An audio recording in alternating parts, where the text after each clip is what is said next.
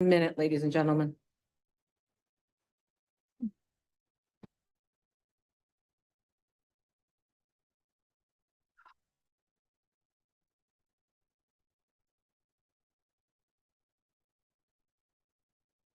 Hey, good morning, Ms. Matias. We are live, we are recording, we are streaming. You may proceed with the review session. Vice Chair.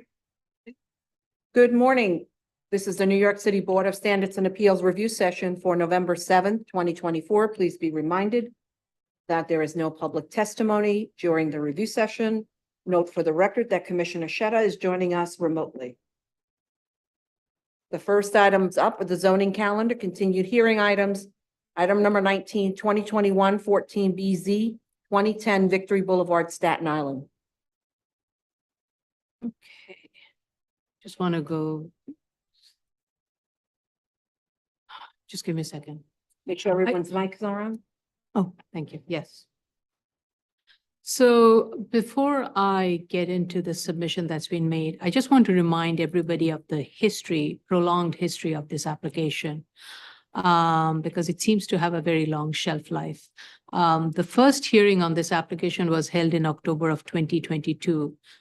Applicant then requested 3 adjournments, and the second hearing was held in July of 2023, followed by a third hearing in October of 2023.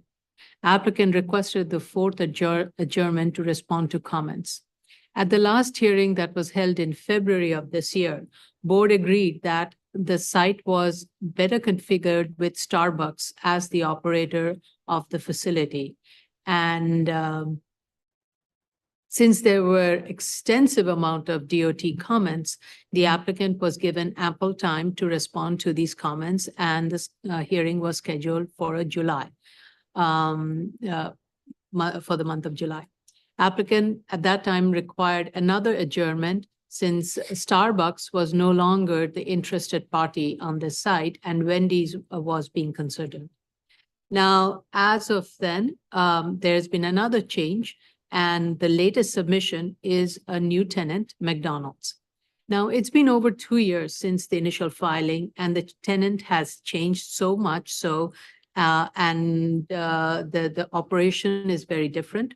And more so, the site plan has changed. The lot size now includes the entirety of the site instead of a portion of the zoning lot. So, however, I would say, given so much of changes that we have received, I was very surprised that none of our prior board considerations or anything was at all considered into the information that was provided. All we received was a 3-page plan set without any explanation, nothing that was provided, especially given there were so many DOT-related concerns that were raised, and as well as concerns that were raised by the community. So I really don't have anything to review because there is nothing that was there that was provided. And I just think this application really should be withdrawn and the applicant should submit a new application under the special permit, because it's a whole new set of review that we will have to do. And DOT will also have to do a whole new review.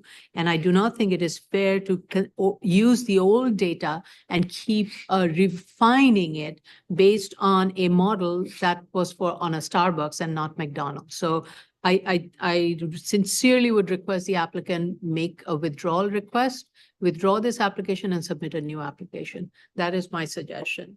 Vice Chair Shibata. I am second your suggestion. Thank you. Commissioner Otley Brown. I agree. And I also want to add that it's very frustrating to keep examining a site plan that is changing as the business changes and the business model changes. And there really is no reassurance that this is actually going to remain a McDonald's throughout the rest of the application process, given the fact that Wendy's was in and then out, Starbucks was in and then out. I think probably when they do submit, we should request some sort of reassurance that who we are examining the paperwork for is who is the lessee or is on the verge of being the lessee of this site. Yes, thank you. Commissioner, Sheta? Thank you, Chair. I 100% agree with you. You said it all. When I was puzzled when I looked at the submission, nothing but the plans and the submission letter. And who knows, like you said, yesterday was Starbucks. Today is not even Wendy's, it's somebody else. Tomorrow, who knows? And I would say that should be a lesson learned for other applications that come before us and keep changing. I believe our time is not owned by us. It's owned by the city resources. And we should limit the waste in our time to like probably 2 cycles of reviews for the applications that keep changing, or 3 cycles max, but not forever. So I 100% agree with you. Thank you. Thank you. Commissioner Yoon? I agree. The lack of responsiveness to any of the hearings or discussions that we had in the past, or any of the DOT comments, plus the lack of information in the submission was strange, and I agree with you that it should be withdrawn. Thank you. Item number 2023-11BZ 1008 Banner Avenue, Brooklyn. Okay. So, please note that with the adoption of the ZEO, the special permit section number has changed from 7319 to 73133, though there is no change in the findings, so the lineup should be revised accordingly. Okay. Initial hearing on this application was held in March of 2024, and findings related to 73133 section findings C and D are outstanding, which are related to traffic, noise, and air quality. Applicant made its submission in response to DOT comments from July 9th and DEP comments from September 23rd. With regards to the DOT comments, I think the DOT was asking whether there would be any objection to the proposed curb cut with the location, and wanted only vehicles to enter head in and head out from Banner and head out to Guider, and it would be only for staff exit. I have a couple of questions. I seem to recall when we were discussing this, I think the question that was raised that why can't the drive-through be used by parents for pickup and delivery? I didn't realize it was going to be only used by staff. So that is one question. The second of all, in the analysis, it says the applicant is proposing to provide this entrance on Banner for staff to enter and exit onto Guider. And the staff arrival is between 7 a.m. to 7:30 p.m. and staff will depart at 6:30 p.m. to between 6:30 p.m. to 7 p.m.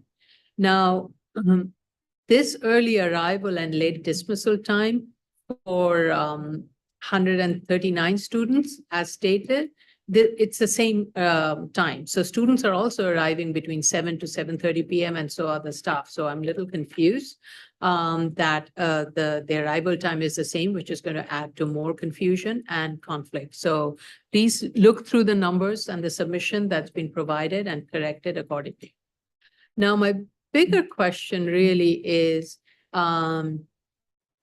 the analysis that DOT is reviewing with regards to TripGen and the distribution of modal split. And it is using a facility that is located in Middle Village. Now, I Googled it and I looked at the site, and this is a site that is located solidly in the middle of a very residential neighborhood. There isn't any other highways or any other business operations. It's just purely residential facility, residential neighborhood with this site located at the corner. So to expect that site to have a very high volume of pedestrian trip mode is not surprising.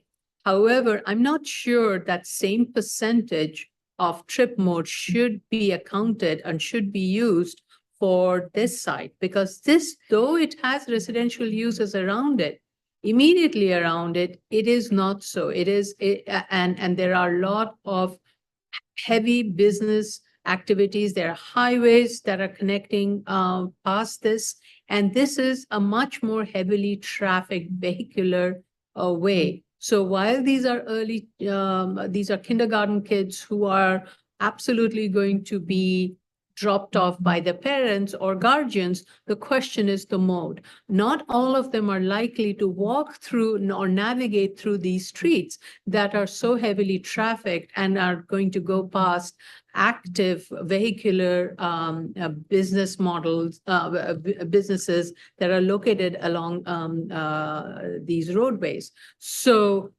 the applicant needs to do a much more detailed analysis to kind of project where they're expecting, where is their catchment area and where they're coming from, to kind of emphasize how they're relying on the middle village for a solidly 81% or very high percentage of pedestrian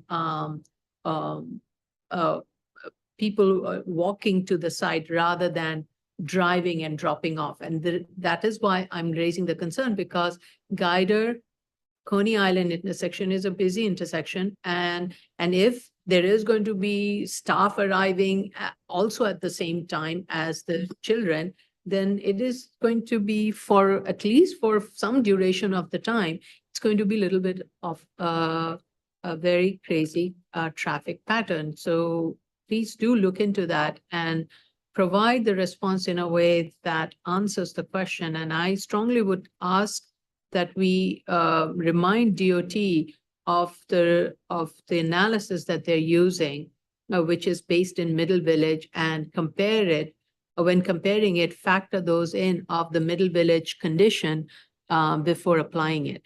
Yeah, actually 88% was the by foot travel mode that was analyzed. So I'm very skeptical that it would be 88% travel mode in this area, when the catchment area exceeds not just the immediate, goes far beyond, and the expectation is there'll be people who will be coming by bus, by subway, and therefore, and the subway is not very close by, you'll have to walk from there. So likelihood, I don't know. I mean, that's it's not the same expectation as the Middle Village one.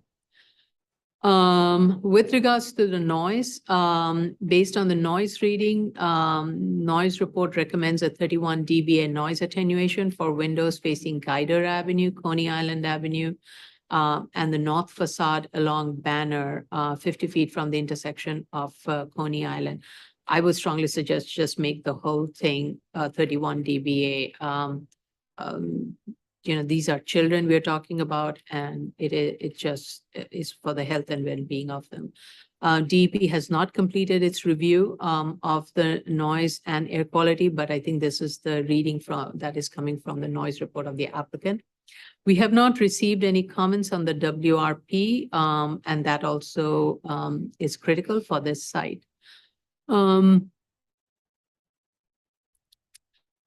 DOT also states that the proposed project should maintain an entrance on Guider Avenue only rather than Banner Avenue, and explore pedestrian safety measure and contact NYPD to enforce illegal parking on the sidewalk. You know, that's a lot of ask, given that you have a very active and a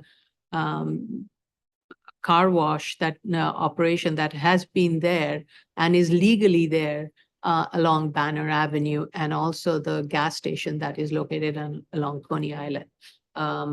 So there has to be much more different measures that the applicant has to consider to ensure that safety. Those are my comments, Vice Chair Shibeta. Thank you, Chair.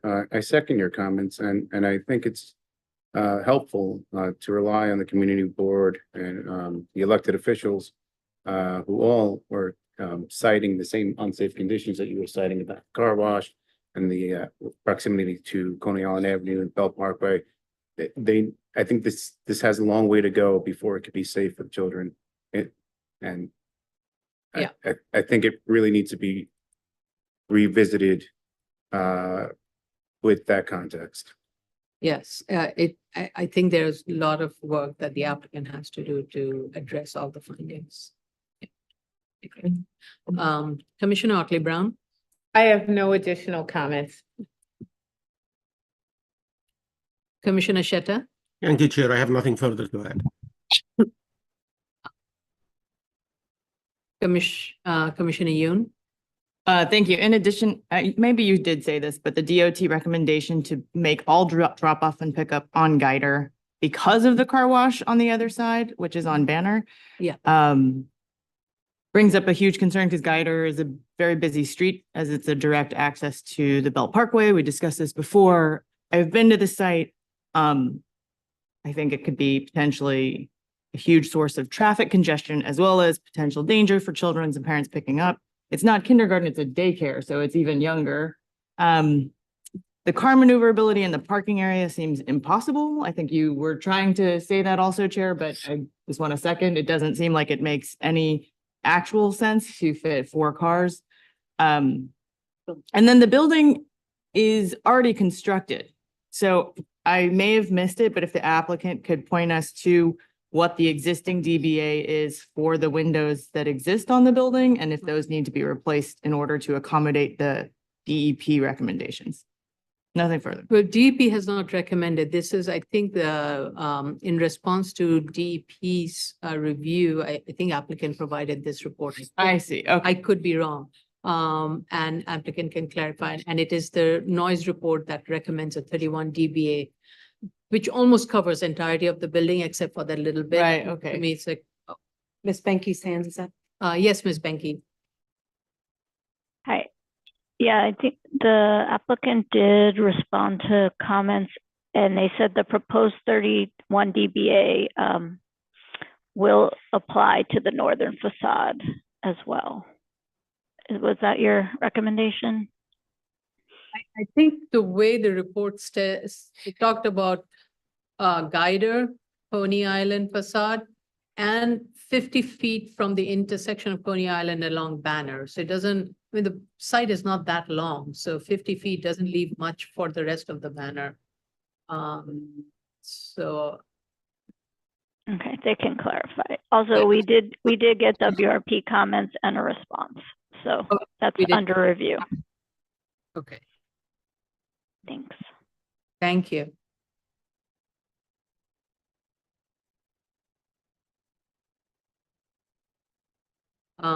Thank you.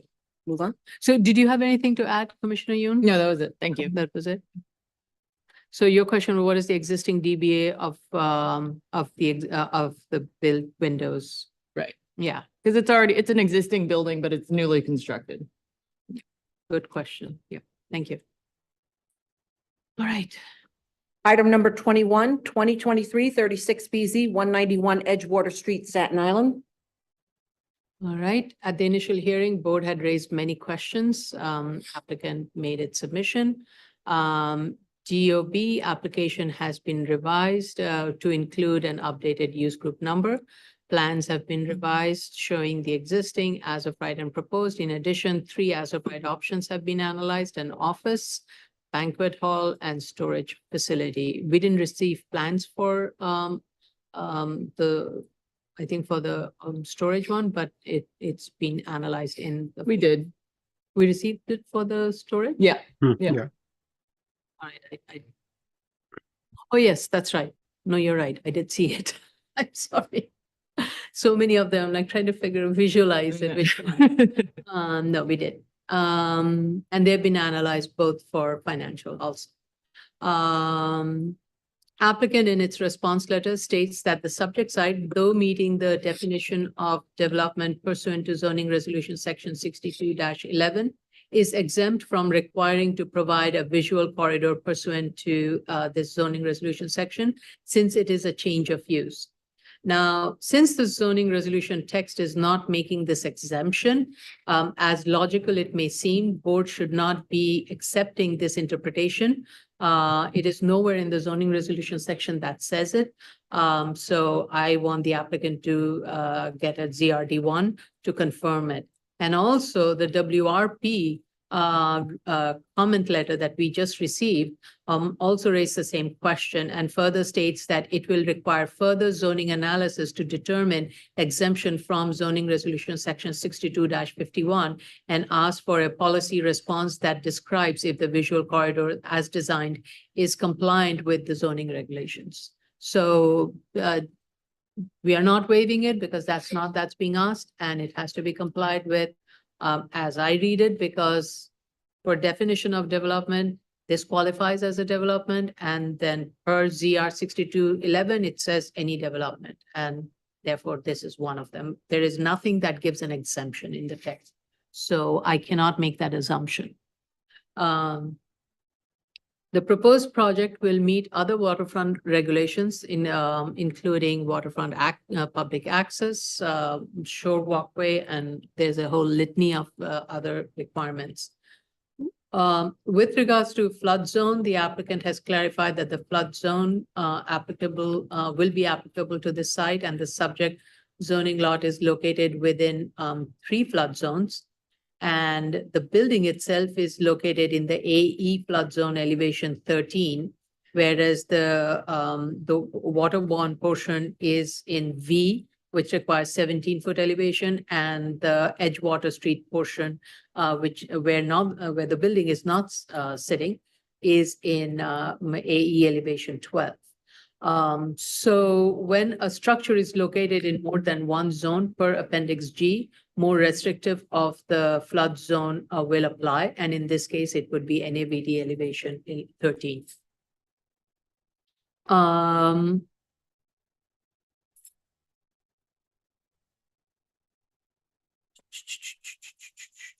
Okay, so banquet drawing storage. I just wanted to see if I've. So the applicant provided these various examples of office space, banquet hall, and self-storage. And in the self-storage, the applicants refer to a recent New York Times article where it refers to the cooling of the demand for self-storage spaces. There seems to be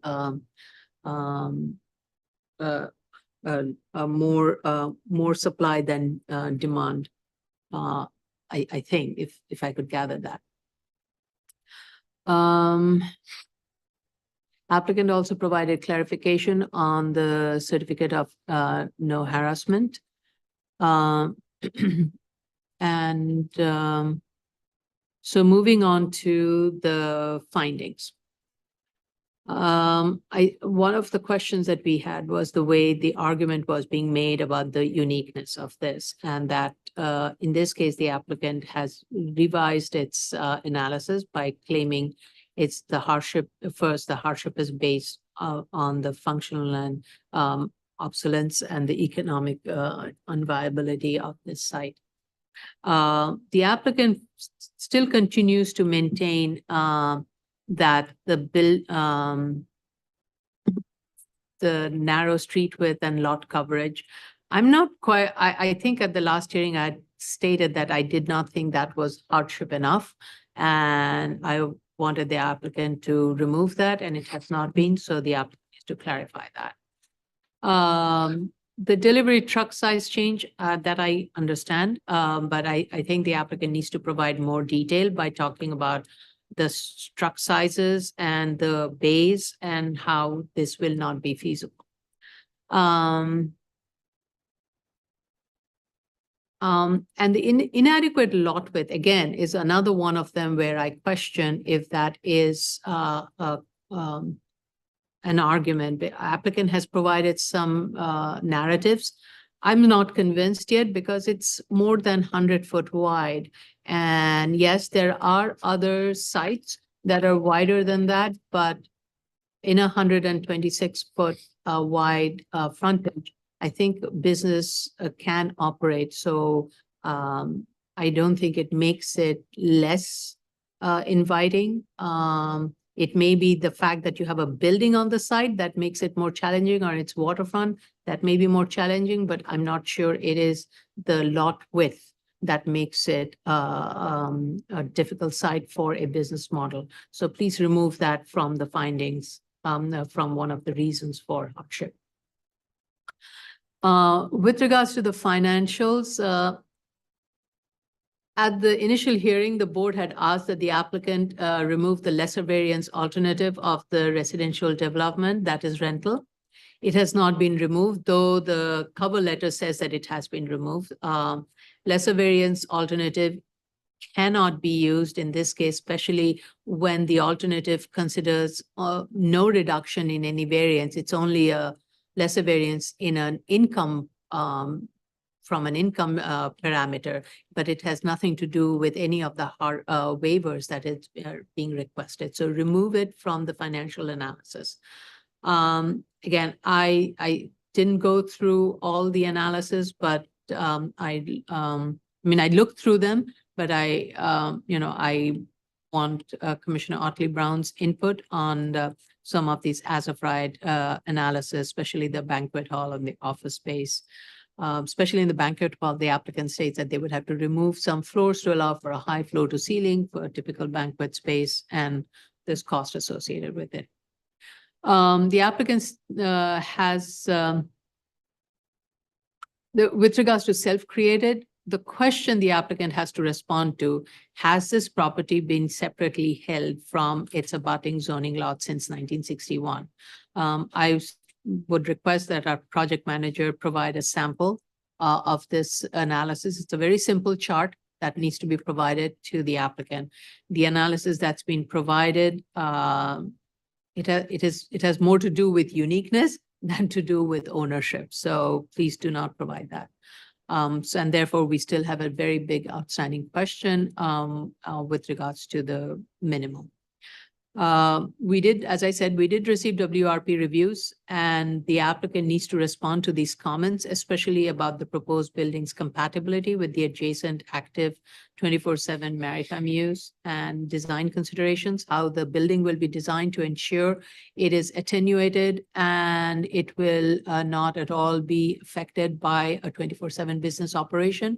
This will also go towards the noise analysis and other things, and how also the project will promote development and maintain an operation of a working waterfront use while supporting ongoing maintenance of maritime infrastructure for water-dependent users, so that those two need to be balanced out in your design and in the way the building is going to be structured and operated. Comments were raised regarding the dry flood proofing in the residential building, which is prohibited. In this latest submission, the applicant state that wet flood proofing will be used for the portion of the building that is located on the ground floor. Those are my initial comments. Vice Chair Shibeta. Thank you, Chair. So I heard your comments, and while I do agree with many of them, I did do a site visit along with the fire department, our general counsel, and case manager, Ms. Pregna. The layout of that street, the narrowness of that street, I certainly do believe their argument that creates adds to their hardship, something I believe by seeing it. I also understand their hesitation to that their arguments of the as it being a banquet hall or a commercial, as it not being viable. I'm more convinced by that argument. I do support the request for ZRD1. With regard to the corridor, unless that they can provide me something to convince me otherwise, but they didn't provide enough information, or at least flush out that argument and show details as to where they're coming up with this doesn't apply here. I wasn't convinced by that. And I also still have the outstanding D finding. I have nothing further. And what about the lot width? So the lot width of just 100 feet, when they're saying there's other lots that are 120 feet, it still isn't as compelling to me. I haven't been compelled by that as much. It's 126 foot frontage. 126 foot frontage. Yeah. I think when you compare, it's where it's fronting that makes it a little curious. It's how it fronts on the street that makes it a little hard. It's at a T intersection, so it's actually a little bit more advantaged. You think so? You Then, you don't have to make the left turn, you can go straight in. It's And- offset from the T. It's a little bit offset from Yeah. the T. It is offset from the T. You can't drive straight in. You cannot drive. no, you have to make this turn around it. I'll wait for my turn, but yeah, I mean, I've been to the site too. And Okay. it's definitely not straight. This is not an ideal location. And that's simply just an opinion I've had. I stated on the first hearing, and I went to review the property again. It's a difficult site and it certainly needs, development. And I want to be able to help facilitate that as much as possible. Thank you. Commissioner Otley Brown. So I'm going to speak on the B and E finding and the financials. There were a number of questions that were raised in the first hearing about trying to get the financials to accurately reflect the case and the whole argument that they're putting forth. And I have to say that they have made virtually no changes based on all of the comments. And when we make comments on the board, and I'm saying this because there is a new analyst working on these financials, the comments aren't suggestions. The comments are shortcomings that we are finding with their analysis, and they really need to be responded to and actually changed, especially if they want to get past the first round of decision-making, where we actually refine our viewpoints and move towards either a grant or a denial. This just adds extra time. So for instance, I had raised questions about the site value, including land underwater, which does not add floor area to the project and also is underwater and useless. And I also raised questions about them incorporating the value of the tax lot across the street, which really has nothing to do with the uniqueness finding of this lot. And that should have made a difference of over $1 million in land value, and no changes were made. The same land value is included in this new report. And it also makes reference to lot 50 across the street and lot 32's land underwater. Really distressing.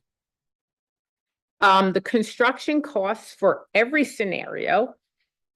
Well, first of all, the construction costs for the as of right and the two proposed scenarios have not budged, even though I raised questions about their hybrid way of calculating development costs using both Marshall and Swift, as well as an independent cost estimator who is adding additional costs in on top of the Marshall and Swift costs.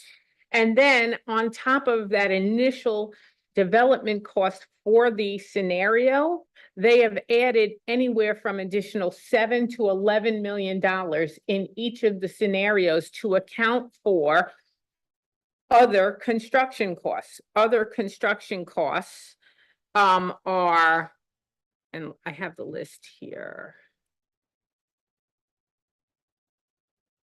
The other construction costs are environmental contingency costs, even though they've made no comment whatsoever in the statement of facts and findings that there are environmental hardship costs here.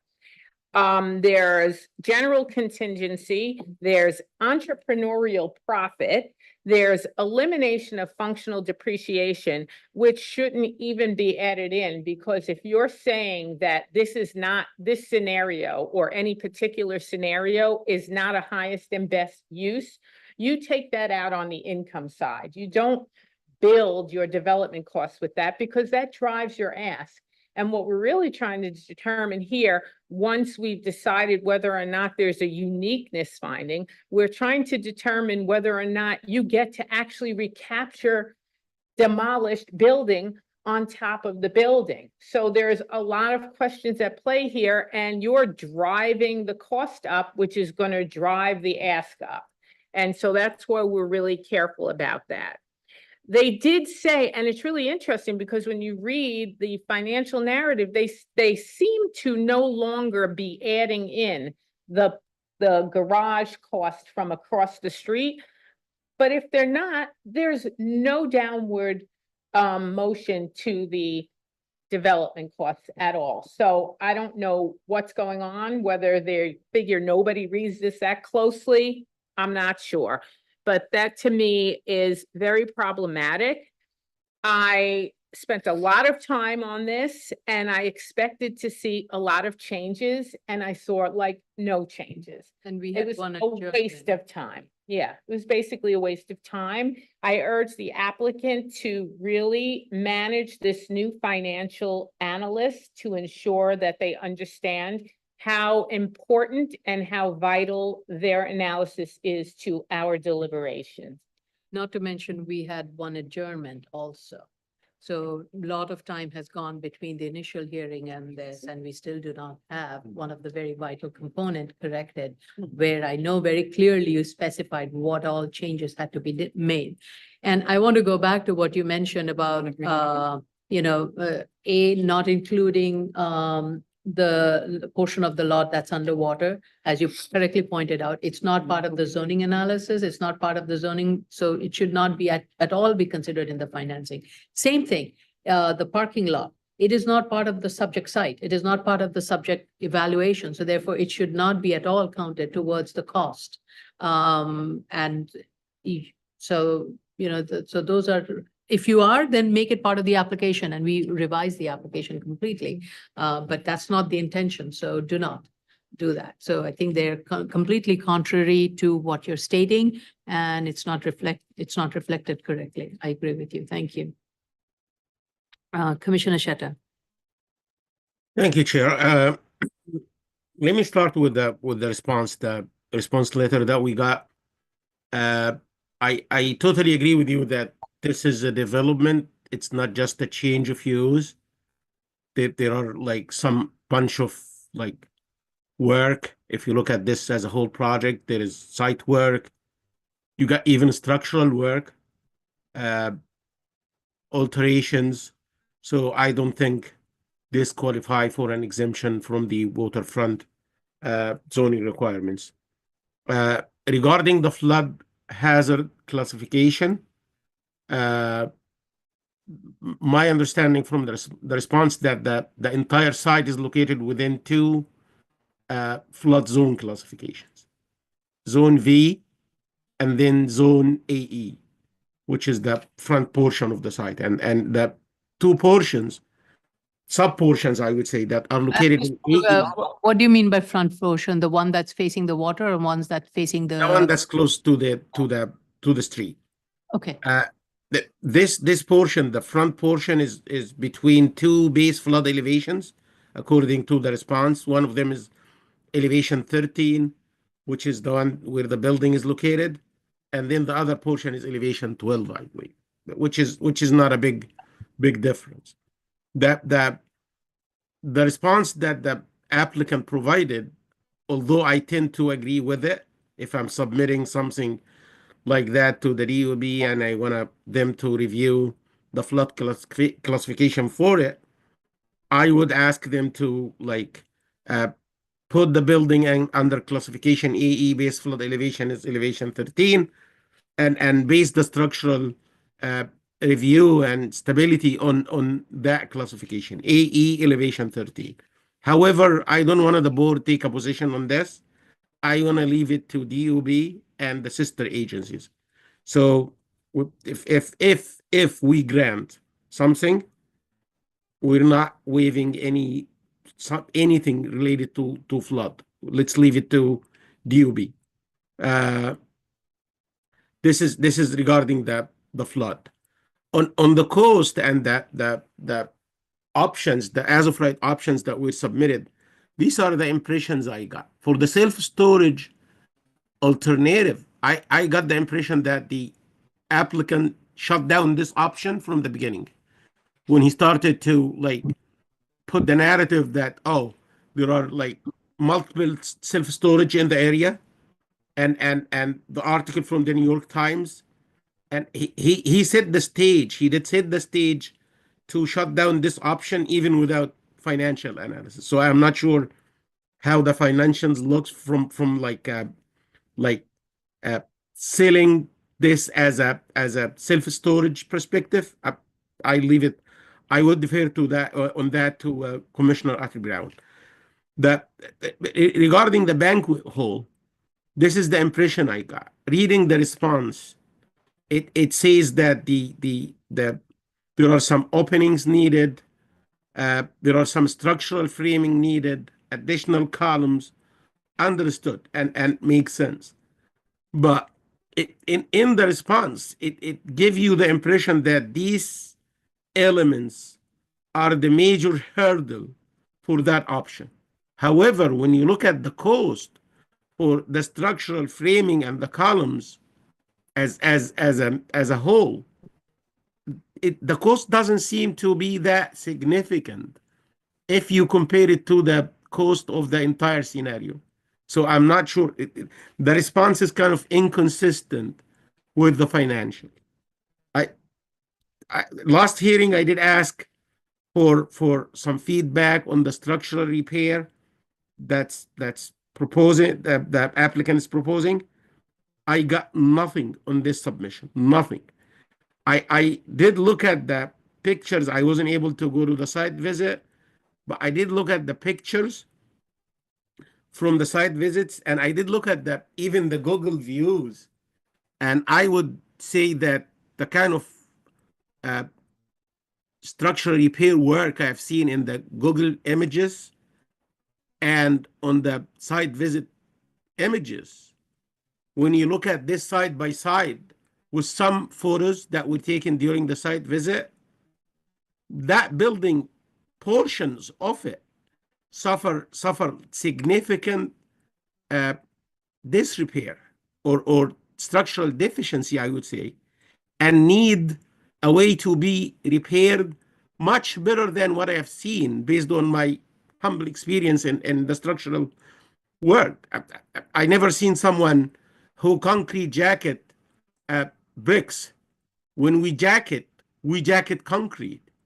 And when we put rebar in concrete, we put dowels. I haven't seen any dowels. And we put them in such a way to make sure that when the additional loads comes after the repair, it's gonna be taken by the new element. I mentioned during the last hearing that the way I've seen the repair is done is making that structural repair as a load on the existing structural elements. It's not helping, it's actually putting additional load on that. That's what I've seen. And again, in the pictures, I was very concerned to see that structural health of that building at some portions. So I would really urge the applicant to consider looking into this issue one more time.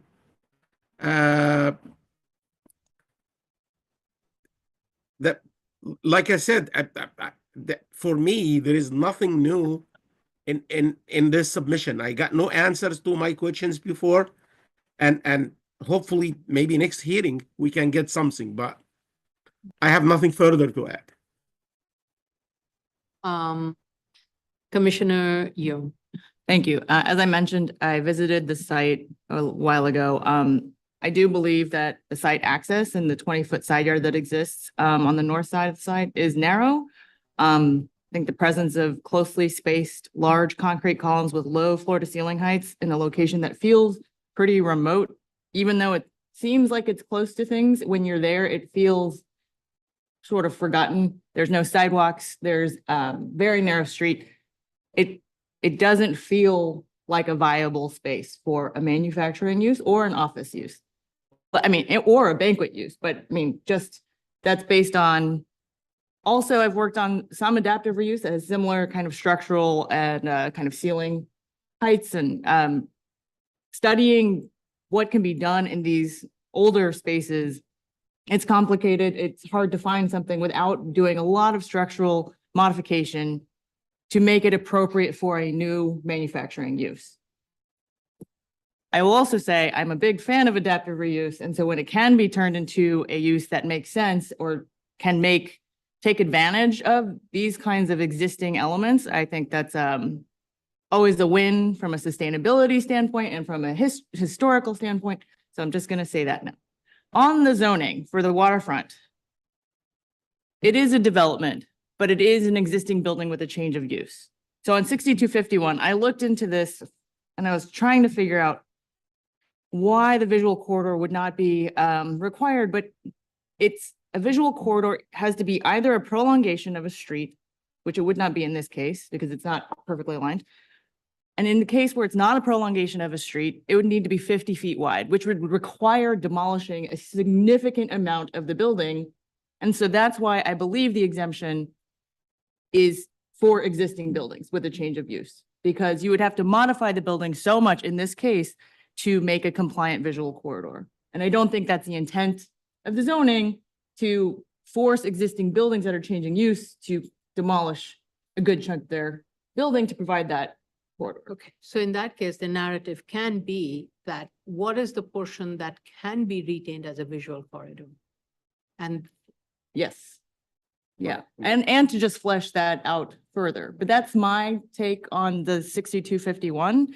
The 6252, where they have to provide a shore public, well, so they're going to provide the shore public walkway along the waterfront side, and then they need to provide an upland connection for public access to that shorefront walkway, which is the 20 feet that exists as a side yard. And that meets the narrow lot width that is required for an upland connection in per the zoning. So what they've provided to me seems compliant with those particular aspects of the waterfront zoning section. You convinced me. Hmm? You convinced me. so couldn't that 20-foot upland connection be also tied to visual corridor? So there is a requirement for the minimum width on a narrow lot to be 16 feet wide, dedicated for pedestrian access. Because the main intention is to provide public access to the waterfront, right?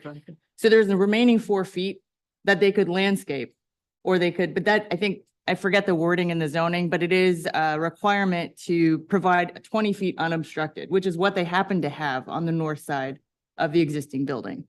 So they can beautify it, they can do things to, I mean, I don't know that it's required to beautify it, but they are required to provide 20 feet of unobstructed view with 16 feet of that dedicated to pedestrian access. Now, one of the things we also need to be careful when we are reviewing it, because they are proposing to provide some amount of parking at grade. We need to make sure that the parking at grade, and I don't know how that works with the visual and pedestrian and would work, because if a vehicle is parked there and they will be making turning movements and other things, how is it that safe for pedestrian? How do you ensure safety for a pedestrian to walk in the midst of a parking corridor? Yeah, that's true. It's currently not part of the circulation diagram in the ground floor, but that could be further clarified because it's pretty empty. There's not a lot of information on what will be in that 20-foot width, but right now it doesn't show any obstructions. It cannot serve as parking because the whole intent is that it's a clear unobstructed pathway to get to the waterfront. But that is a good point. So further, I also agree with Commissioner Sheta. We should leave the flood compliance to DOB because I'll just leave it at that. I have a question on that one. If you're going to leave it to DOB and let's say DOB says, no, it should be V and that is 17 foot. What is the height of the building on the ground floor? What is the first residential floor? Is it 17 foot above?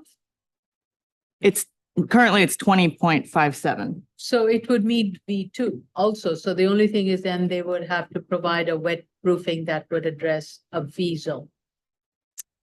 I don't know. I mean, how I really put on the waterfront. the special thing about the V zone is not just the elevation, it's the standards to which you like require this structure to act or to withstand, like wave heights, wave impact, and so on. In addition to the base flood elevation, of course. The difference in elevation is just 4 feet. It's not a huge difference, but the structural loads in a V zone are totally different from an AE zone. Okay. Thank you for reminding me. Yes, V zone has a lot of the wave factors. Okay.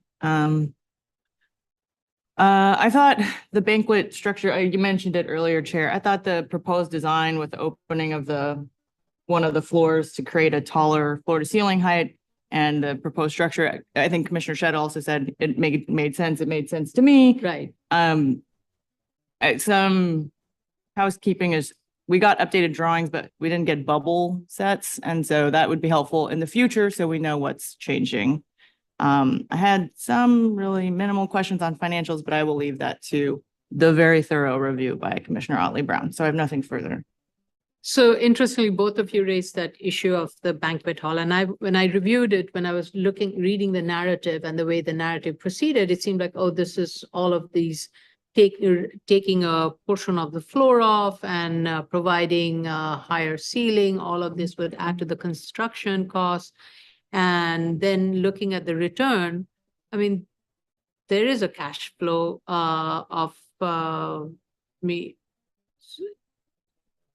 there is a better cash flow on a banquet than on the other solution. So Yeah. the narratives is not matching. It has, well, the office has, of course, the best cash flow, then is the banquet. So there is an inconsistency in the way the financial numbers are adding up and way the narrative is. So that needs to be looked at. And Chair? Yep. And honestly, I'm not sure. Look, I am like 1990 to 35 years old in the structural arena. Overseas, we play with concrete. Concrete is everything over there. No wood, no steel, just concrete. So concrete structures for us, we talk to them and they talk to us. I'm not sure why in a concrete building like this, if you want to make some openings, you want to put steel columns and you want to put steel framing. It's concrete, man. Come on, and concrete practice in this country, I believe within the past 20 years, is spreading and it's getting much better. So look at a concrete option and again, open your eyes big on some spots in this building. It's a coastal zone. It's like Florida building. You don't see something like what happened in Florida in a building like this. I leave it there. Thank you.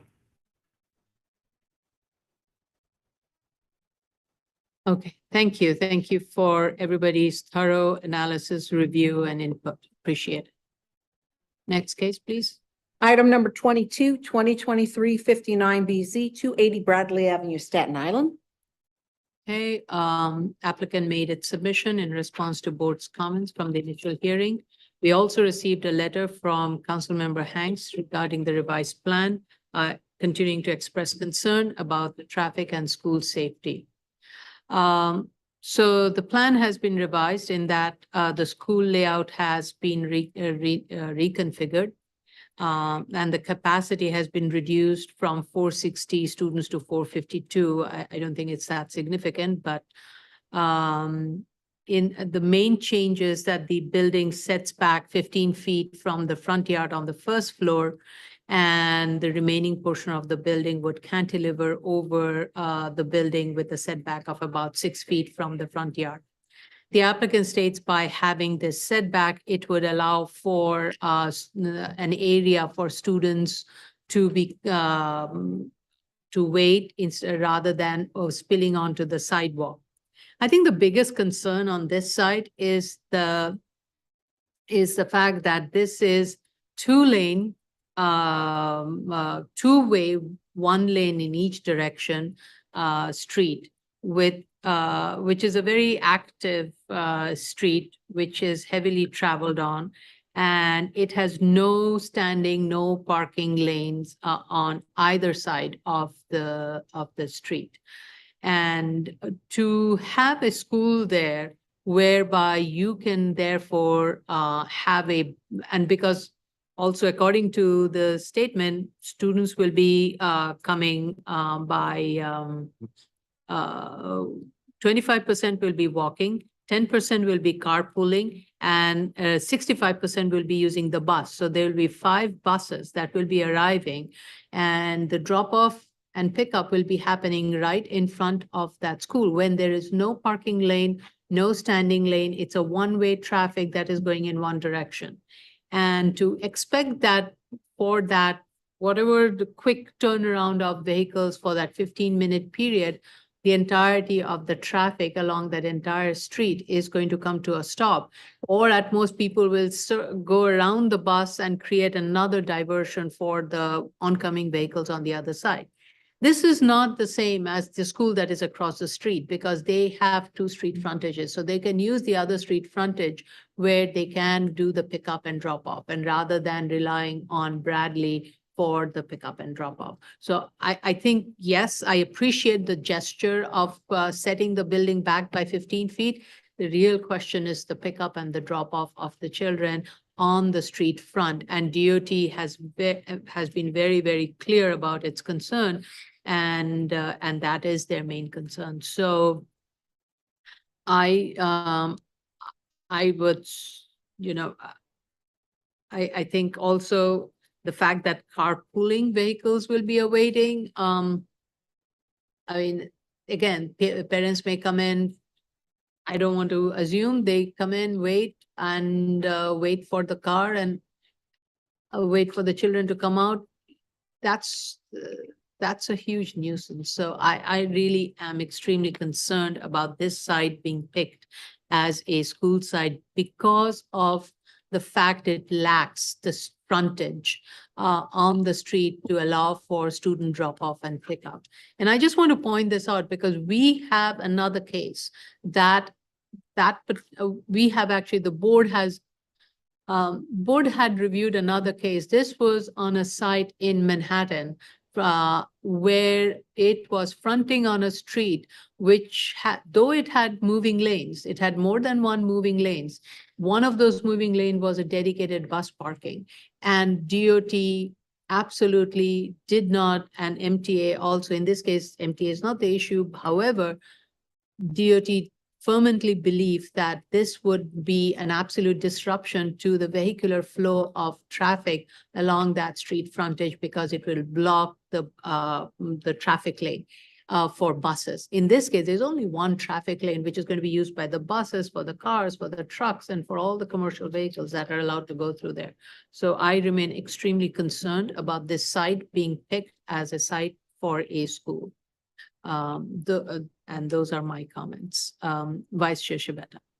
Thank you, Chair. I spent, I'd spent some time on the street, and it's not too far from where I live, so I could generally, between my kids' soccer game and this, I'll try to stop here to see how traffic goes around here. Not while you're sitting in a car. No. Well, I drive around the block and park on the other side because the first side is where the first side's where the expressway lane is. Mhm. So obviously a bus stopping there wouldn't be adequate for then the children to be walked there. I don't think that's something they want to do. It is a double yellow line. So even if someone wanted to drive around the bus, they're not allowed to by law. And plus, every time a bus stops, it puts a stop sign out on its side, ensuring that neither side of traffic is allowed to drive. Considering now we have 5 buses with each one of them are going to put that sign up and pass. So now both sides of traffic can't move every time a bus decides to drop off children or pick children up. It's not feasible. The only thing I could possibly think of is You know, there is a large institution across the street from it, and I wondered how they did it. And I think what they would do is probably use the big parking lot that they had behind them. Well, And they a have the driveway- advantage of more than one street frontage. They have, Sure. I think, more than two street frontages. So they have the benefit of using those frontages to stage and to bring the car because they have a huge parking lot. Yeah, they have a very large parking lot, and this place can't afford for that. The only way I could see a viable project here is if the buses were to go onto the property, Right. and not and be queued. But even like the queuing becomes a big question because they're gonna be queued during rush hour. And that is that's right across the expressway. It's a very heavily, but it's going to increase traffic conditions a great deal. But, I think it has to, if you, I was thinking about the same thing, provide like a drive-through for the buses and for the carpool Right. cars to come and drop off and pick up within the property. within the property, but I don't know I how don't, much would be left of the property. I mean, I think almost all of the ground floor will have to be just that. Just that. And again, can we turn a bus in that? I That- don't, I have no idea. That I don't, You- that's for But the there's- applicant to respond. If they really want a school here, that might be a possible option and DOT will have to look at it in a different way because then your holding area for the buses and the carpool is all within the Um, site. And then We you could run into minimize- other big issues, right? We run into, But if do we you, want 5 buses putting up fumes over these children? And we have that, like we have, I think those are minor yeah, issues. Those can be monitored, but the biggest issue is if you can get the buses and the cars, carpooling cars, all of them out of the lane and into the site, waiting, and then when they are ready to move, they move out. They're part of the rest of the traffic. I think adding another 5 buses is not going to really make the traffic flow that worse. if they all can get on there, I just think the likelihood of that being successful plan. I think let's leave that to DOT, but this is a suggestion. If they really want to proceed, this may be one of the ways. Let DOT figure that and out. We are not the expert. They are the expert. Let them figure that out.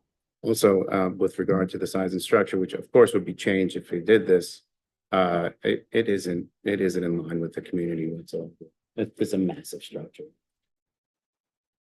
Well, the school across the street is also a very big structure. Only thing, Sure. it happens to have a huge lot, so it is able to horizontally spread out. So I think the assessment has to be based on the programmatic need and how much of the programmatic need justifies the volume, the space. I do agree, just in light of that, we've had cases before where certain institutions have just overrun, there is the argument that too many of these institutions could overrun the actual. I'm not going to go there. I Okay. don't think that's at all an assessment the board has ever taken on any schools of any It denomination wasn't. of any sort. it was Never a- has the board taken this. I think we are climbing up a wrong tree on this one. No, this is permitted. There's a Cornell doctrine that is clearly there and the school is allowed to be there. Though they have to justify through programmatic need. And if they can justify their need for the program and for the volume, addressing all these traffic related questions, then that's a different question. If they cannot, then this is not the site for it. Any other No, suggestions? no, you're right. I don't believe it was a school that we made that determination on, but I do believe it was something that we gave Cornell deference to. But that's all I have. Let me know when, I cannot It was on the recall one. laundry, I don't recall. I'm sorry. You let me know. Any other? No, that's all. Okay, thank you. Commissioner Otley Brown? I had a few questions from the first hearing. One concerning the 2-story synagogue that was open to men and women, and I thought exceeded the programmatic needs of the student body because it was extending to the community. and the location of the ladies' entrance to that synagogue being right next to the neighbor's driveway.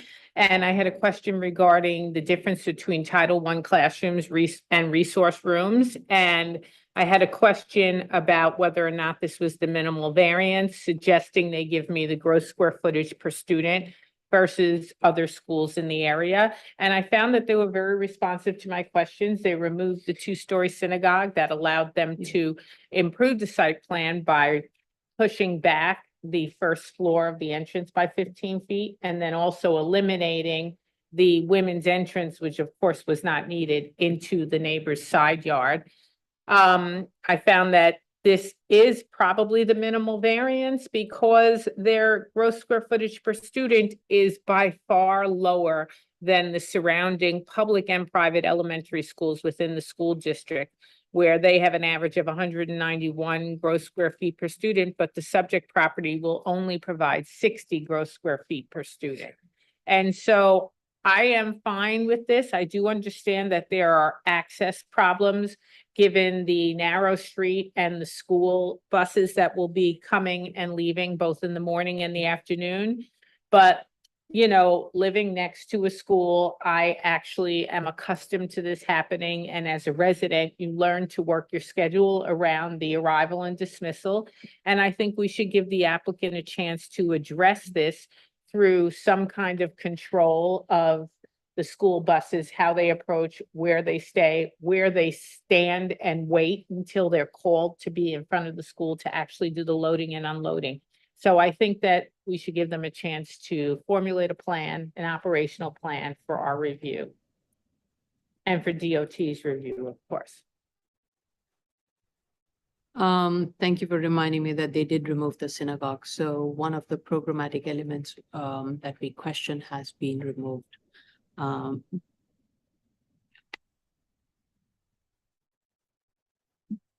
Commissioner Sheta?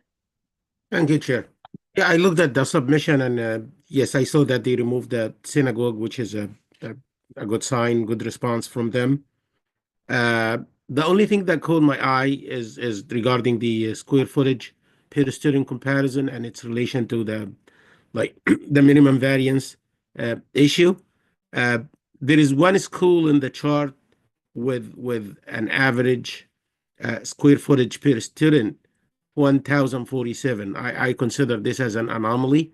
However, even if you exclude this very high square footage per student, if you exclude it from the average calculations and you run the average, you're gonna get something probably higher than 60, which is like the comparison number here. So I do believe the currently proposed is a minimum, is very close to the minimum variance. And I have nothing further to add. Thank you.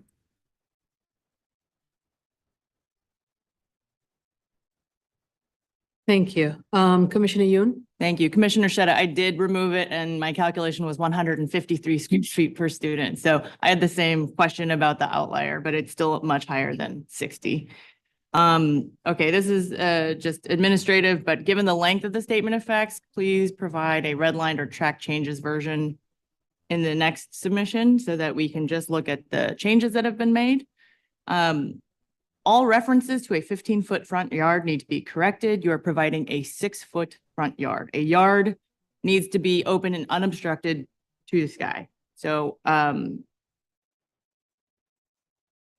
okay, so I believe that should be a 6-foot front yard with, you have what effectively becomes an arcade or a covered area in that remaining portion. I still have a lot of concerns about the C finding. I think the access, the potential traffic generation, and perhaps there have been other suggestions made by the other commissioners, so I'll leave it at that. I do think there is still a concern that needs to be addressed. I also think that there's in the statement of facts a discussion about how there are other properties with shallow yards, but none of them are as tall or as massive as this building. And so the perception is going to be of something much, much bigger. The bulk is, there's not even really an attempt to try and minimize the height or the scale of this facade or this project into the neighborhood character. So I still think that we have a massiveness that could be architecturally modified to seem smaller.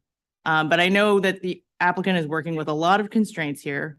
So I'd like another go around of this, and whether it's providing a larger front yard, 10 feet all the way across the length of the lot line, or some other move that feels like a significant gesture to try and bring this bulk away from the street and try and respond to the actual character of the neighborhood.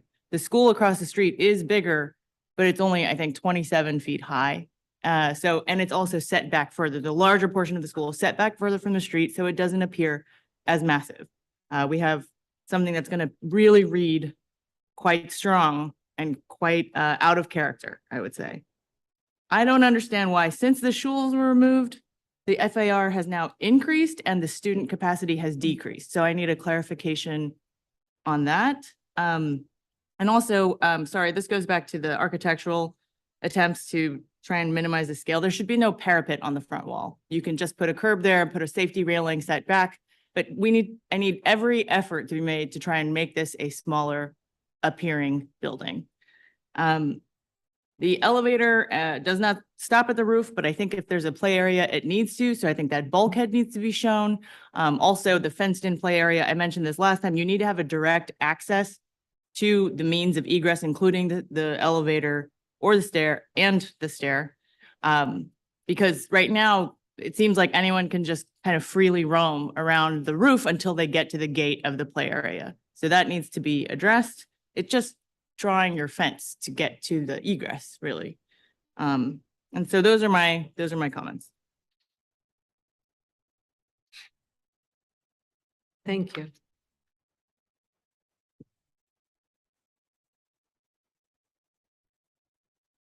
Ready? Yeah. New cases, item number 23, 2024-26BZ, 227-6400 12th Road, Queens. Okay, we received proof of initial filing and hearing notice, community board.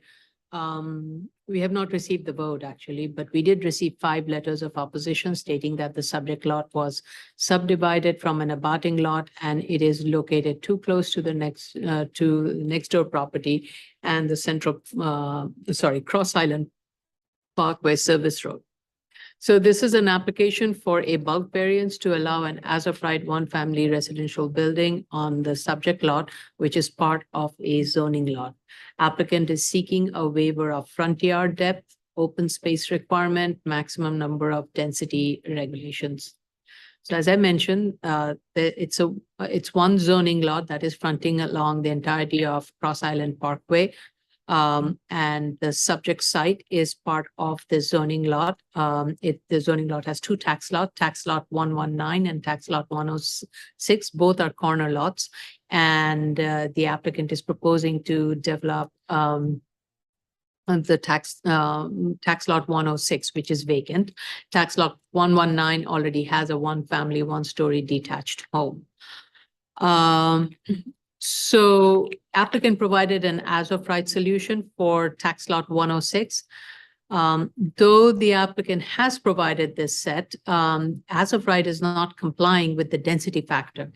As indicated on the set, per zoning resolution section 23-22, density factor limits to 1 dwelling unit on the zoning lot, and thus no additional dwelling unit can be built on the zoning lot. So applicant needs to revise the statement of fact accordingly. Applicant is proposing a 2-story plus cellar, a one-family detached home on a portion of this lot. With regards to the findings of uniqueness, the land use map shows that the subject site is the only vacant corner lot within the study area. However, a uniqueness study is needed. The study needs to analyze all the corner lots located within 400 feet radius and show the lot width, lot area, lot depth of this existing front yards and whether they are vacant or occupied. And if they are occupied, what is the density of these buildings and what is the lot width and their yard dimensions, because that will come in to answer the neighborhood character. With regards to financial, barring the density requirement, the yard requirement for a corner lot, it would only permit a 10-foot wide floor plate at the widest point. This is an irregular kind of a triangular lot, and therefore would make a project, even if density was not a factor, would make this building not feasible. With regards to the neighborhood character, applicant needs to provide an analysis of the front yard depth of lots within the study area, especially along Cross Island Parkway. And because it is seeking a waiver of one of the yard requirements, front yard requirements, in this case, one would be needed along Cross Island Parkway and the other one along which street? Along 112th Road. And a 5-foot side yard is proposed abutting lot 105. And this just goes to the question that was raised by one of the letter of opposition, is that it is meeting the required side yard width per zoning resolution. So the minimum distance that is required to be set aside has been provided on this site. With regards to self-created, the title of ownership analysis needs to include the abutting lots 105 and 121. And while I think the ask is reasonable, but the applicant needs to provide all the studies and requirements that I stated to address for us to come to the conclusion of the minimal. And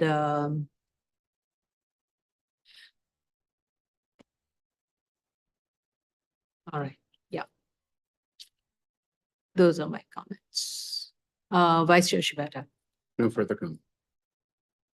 Commissioner Otley Brown. I second all of your comments, Chair. I literally have the same thing written down. Okay, all right. Okay. Commissioner Sheta. Thank you, Chair. I second your comments too. And the only thing I would add is when I looked at the PDF, it sounds like it's a scan, or it's not a like a transformation from an AutoCAD. So the resolution was not that good. Some dimensions, when you zoom to them, you cannot see them. So I would ask the applicant to like resubmit the proposed condition plans with a more legible PDF version. That's all. Thank you. Mr. Jean-Marie, please lower your hand. We are still in review session. Once the public hearing commences and we get to your case, you may provide testimony. Commissioner Yoon. Thank you. I have a few comments, but I'm going to start with the D finding because the provided chain of ownership does not list who the deed holders are. It highlights a tax lien sale, but when you look in Acris, lot 119 was owned by a William Allred from 1979 to 2023. Lot 106 was also owned by William Allred for those exact same dates. So there was shared ownership from 79 to 2023. And October 13th, 2023, I believe, is the date of the deed being transferred to another party.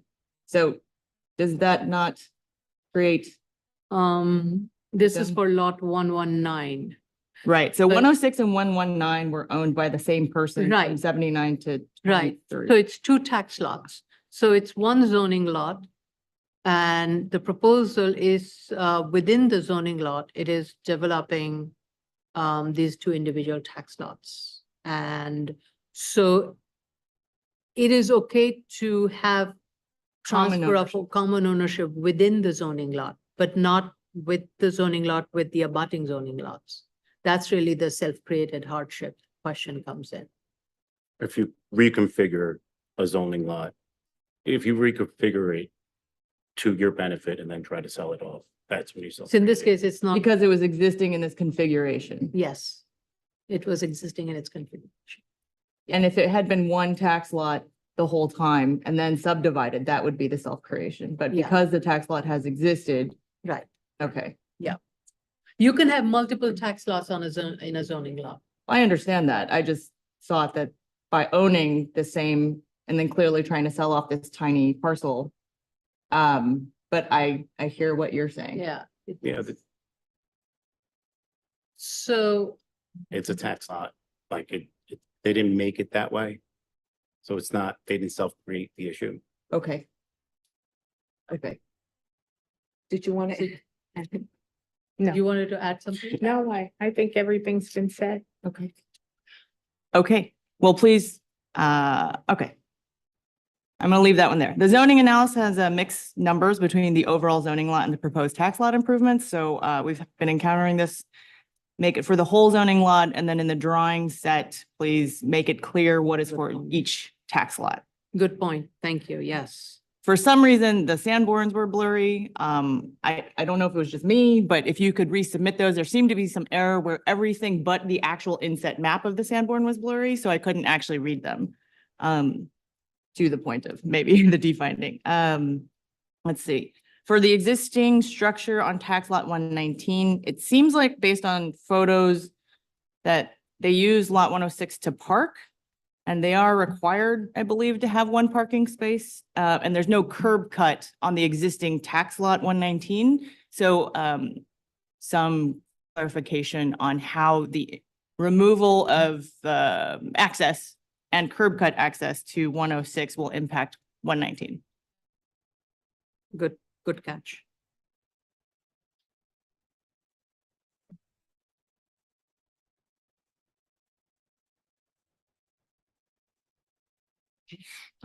Yeah, let's go to the next screen. Item number 24, 2024-33 BZ 77 Selkirk Street, Staten Island. Okay, we have received proof of initial filing and hearing notice. Community board has voted to approve this application. This is an application for a special permit pursuant to zoning resolution section 73-134 to permit an enlargement of an existing ambulatory diagnostic treatment facility of over 1,500 square foot of floor area on the subject site. This is in Staten Island. And so there are special requirements associated with lower density growth management area of anything over 15. So when I was looking at the tax map, my question is the zoning lot located partially within the street bed of the mapped streets? That's one question I have. The existing medical office floor area is 1,714 square foot with 9 parking spaces provided on site for ambulatory diagnostic use. The existing floor area of the medical exceeds 1,500 square foot that is permitted for use group 3B. In 1989, the site was zoned from R32 and did not have a floor area limit. So site was rezoned in 2000 to R3X. So I want the applicant to confirm the accessory parking requirement for the medical is 9 and 2 for residential. With regards to the proposed, the applicant is proposing to replace the existing residential space on the first floor and with an additional use group 3B and proposing a total use group 3B floor area to be of 22,517 square foot. Whereas, as I mentioned, the site limitation is 1,500 square foot.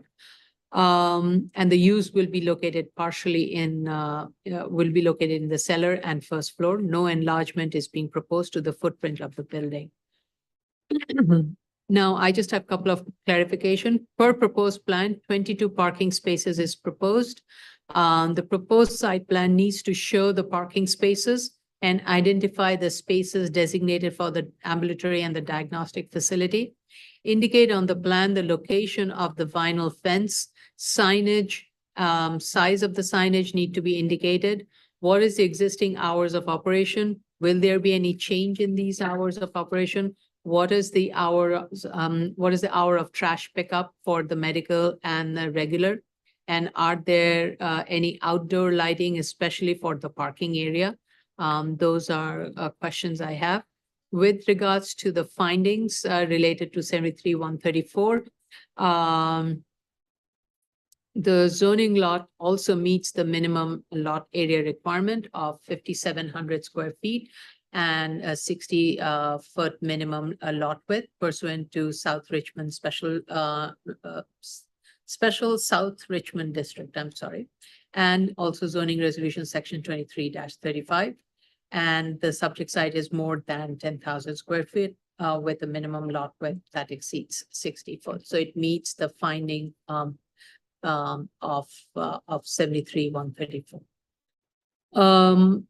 But I do have these more often question with regards to site, the improvements that would ensure that the increased floor area of the space will not result in any issues with the parking and all the improvements that were permitted before, or the improvements that are there will continue to be there. So that's why I want those to be reflected in the plans. Vice Chair Shibata. Nothing further from me, Chair. Commissioner Otley Brown, I have no additional questions. okay. Commissioner Sheta, Thank you, Chair. I have nothing further. Go ahead.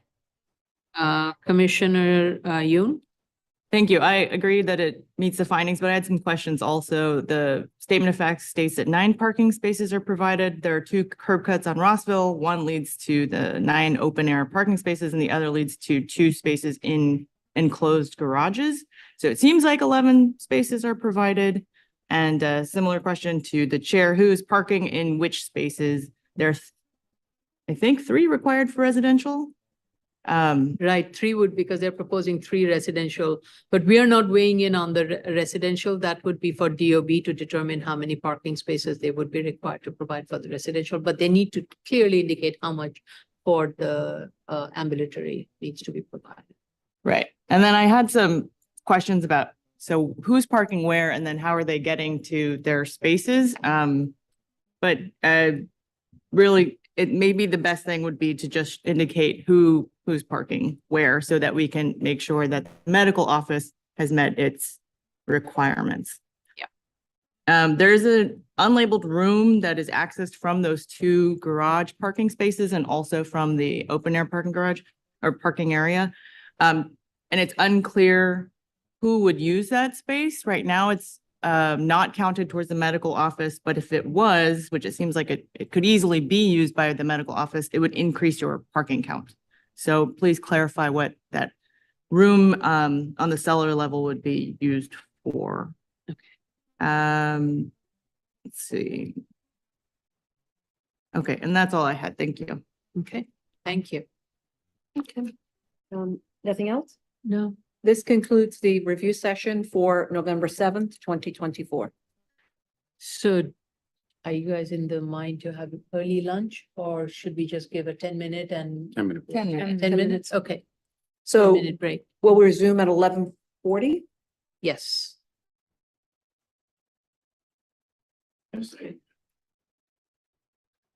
We had a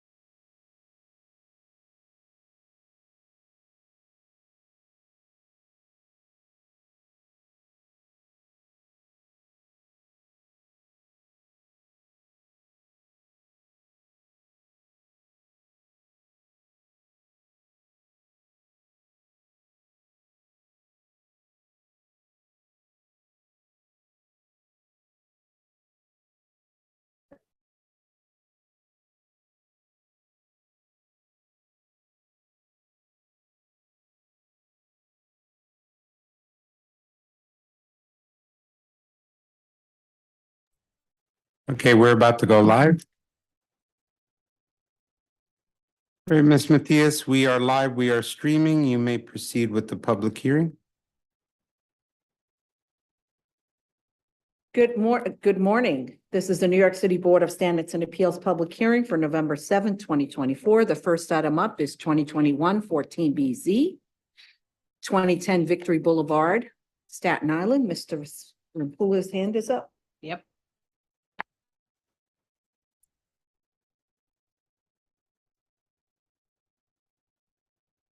You should be in the room now.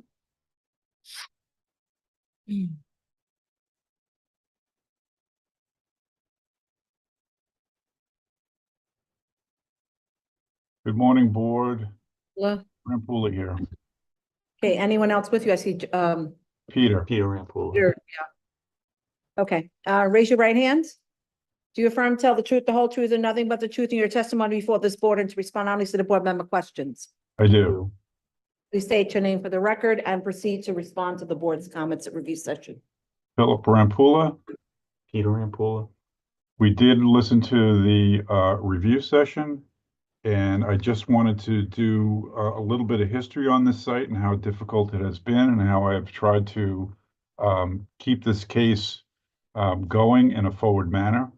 If you remember, we had Starbucks as the original applicant on only half the lot, and the board had made recommendations to utilize the entire zoning lot, which we did. We changed our case accordingly, and at the same time, I have to say that Starbucks was not a cooperative tenant in terms of fully engaging in the line busting techniques that we had put forth, and they were very difficult to deal with, and they do not have a good reputation on Staten Island, as the board saw with their 3 other locations that we did traffic counts at.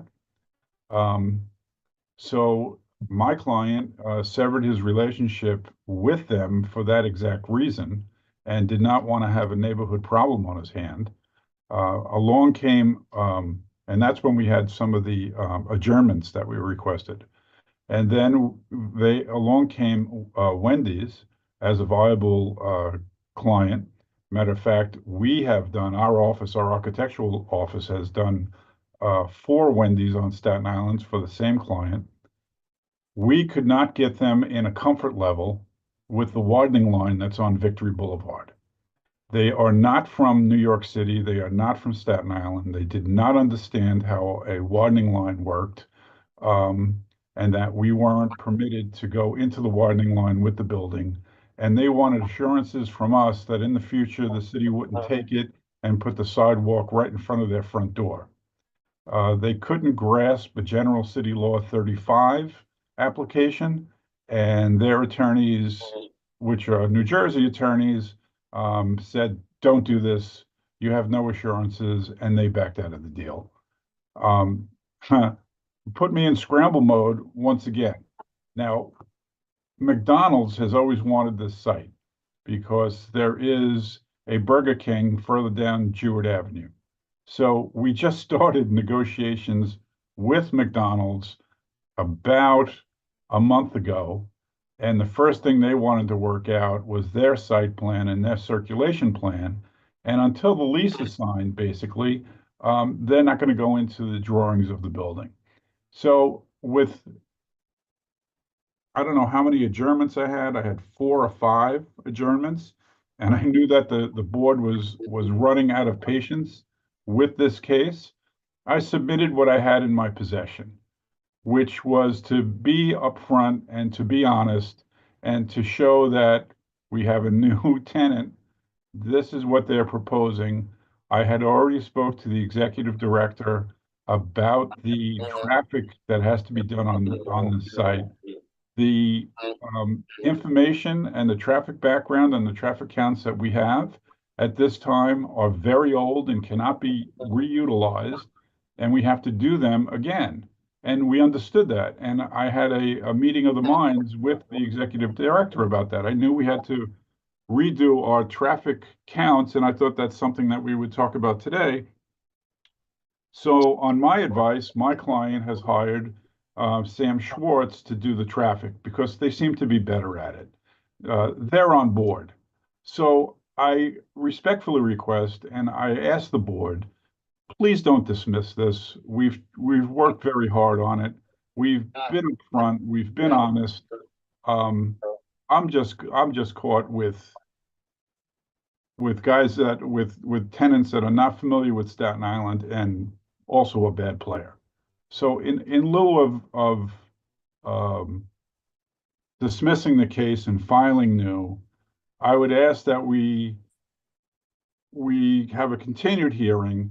We're going to enter a blackout period very soon in terms of capturing our traffic information. We still have to talk to DOT about which intersections they want and whether or not the same intersections that we did the last time are adequate.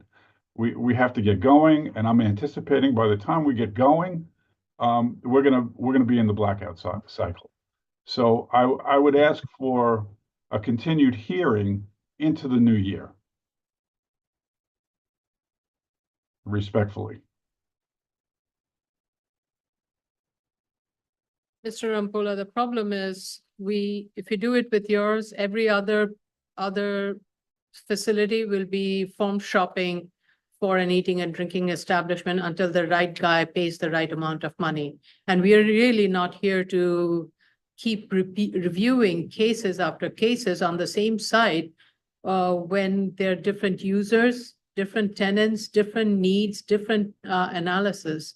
And it is not fair, absolutely, to my staff to have to continue to review the same documents so many times. And nor is it fair to my sister agencies like DOT to have to review the same document over and over again with new set of data. So I will strongly recommend that you put in a withdrawal application and submit a new one.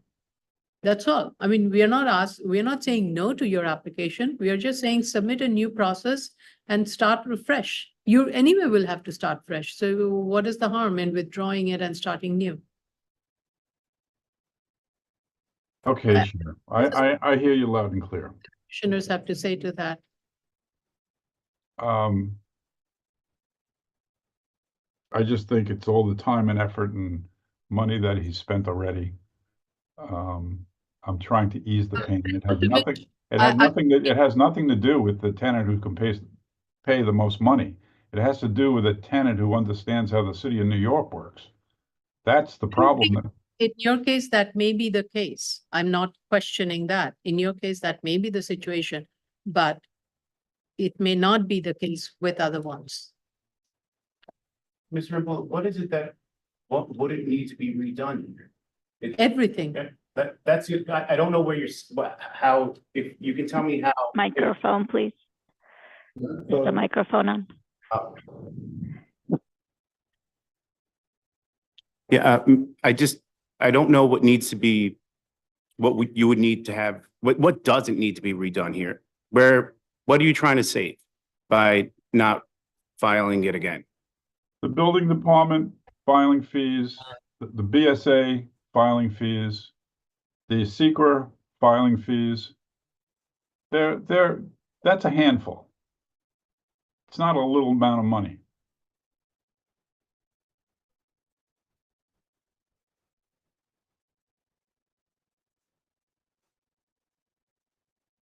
I can't hear you, Chair. You're on mute. Not saying anything, I'm just sighing. We're sidebar. I'm sorry. I do want to point out that I went through my notes, and yes, you did submit, the last iteration was a site with a larger site plan. However, it was not at the request of the board. You decided to do it because on my notes, it doesn't anywhere say we asked you to have a larger site. You decided to do it because it just resolved all the comments and questions and concerns that we were raising that couldn't have been adequately been addressed through the layout originally. So it was your decision. So I just want to be very clear on the record on that one.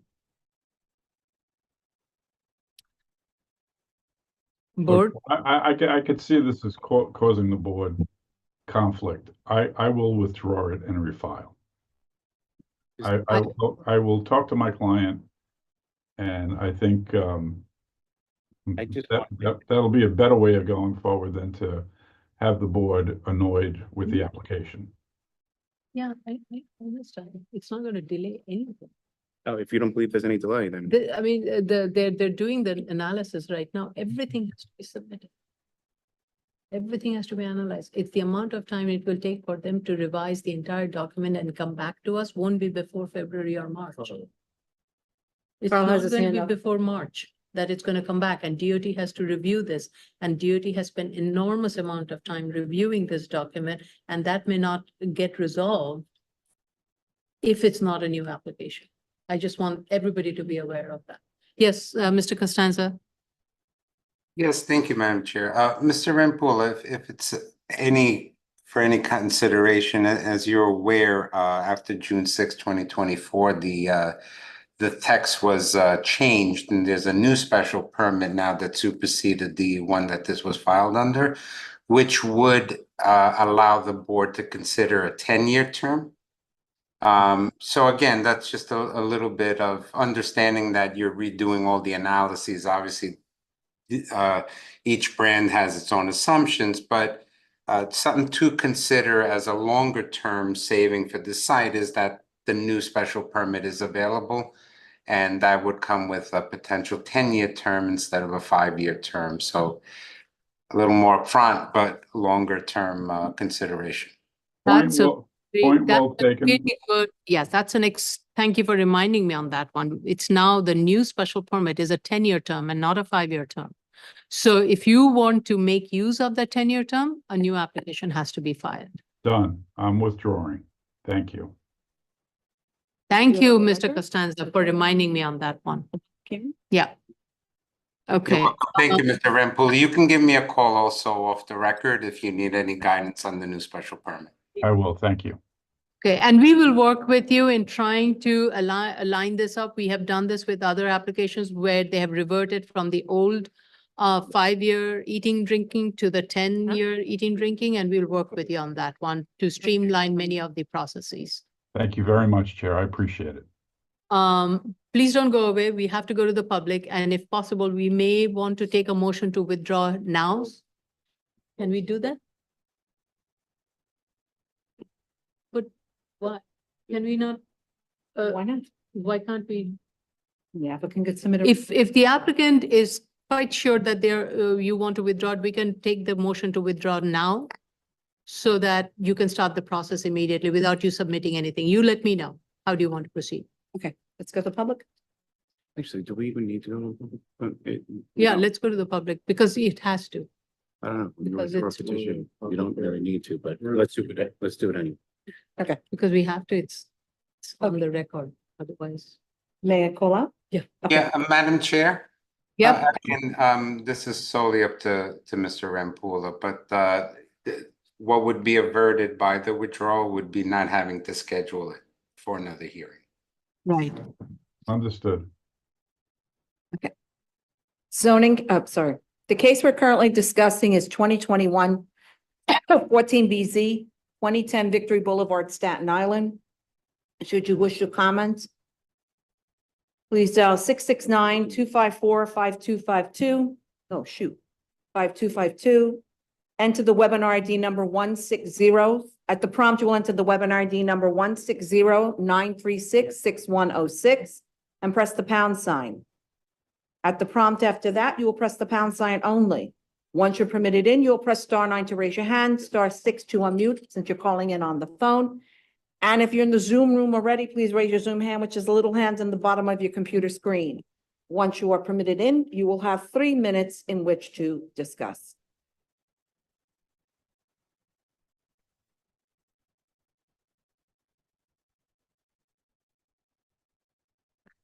So one of the suggestions, maybe while we're waiting for public to call in, if they had anything to say, I don't see anybody's hands raised. Maybe we can close it now and we will wait for a formal letter if you really want it on record that way. And we will schedule it for decision the next this November 18th hearing and do a vote on the withdrawal. If you want, if you That's want to be, fine. That's fine with me. We will get that letter to the executive directly quickly. right, and we will do it will be a withdrawal without prejudice. Thank you. Okay, thank you. I'm out. We're not taking. We'll just do it on the 18th. No. I'm sorry, was a motion to close, We're still waiting. We're still waiting for the clock to run out because, Mr. Costanza. sorry, Ms. Matias. Yeah, pushy.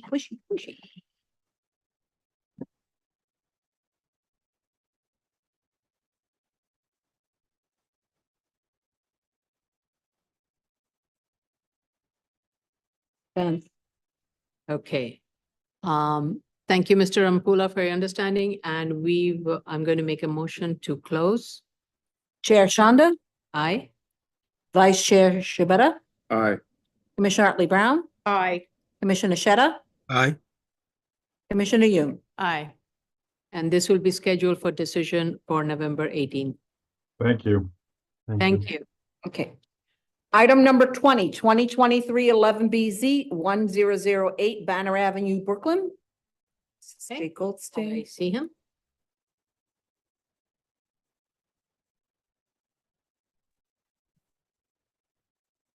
Hi, how are you? Good afternoon. Good afternoon, Mr. Goldstein. Is there anyone participating with you? Not right now, no. Okay, raise your right hand. Do you affirm to tell the truth, the whole truth, and nothing but the truth in your testimony before this board and to respond honestly to board member questions? I do. Please state your name for the record and proceed to respond to the board's comments at review session. Good afternoon, Jay Goldstein for the applicant. We heard the review session. We understand the board's concerns, the major concern still being the DOT comments, and then a secondary concern being the window attenuation. We take to heart your comments and your suggestions that we revisit the modal splits and the trip generation, and we'll continue to work with staff and DOT to address those to attempt to work towards a safe condition so that this school can exist in this location. And with regard to the windows, we will confirm the existing window wall, the window attenuation levels, and I will just revisit them to make sure that the 31 dBA across all windows can be achieved, which I imagine it will be achieved. I didn't hear you. You're muted. So, Or not muted, I just didn't hear you. oh, okay. Also, I don't know whether that will require an alternate means of ventilation, and therefore, since the building is built, please also make sure if that can be accommodated. Okay, no problem.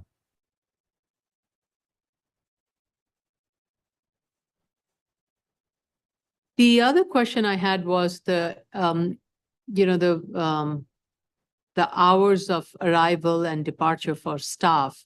Please look through that because the statement that's been submitted, the hours of arrival for the teachers, for the staff is the same as the hours of arrival for the students, which typically I know from many of the schools that I've reviewed thus far, they tend to come at least an hour before or 45 minutes before. So maybe some mistake happened. So please look into that.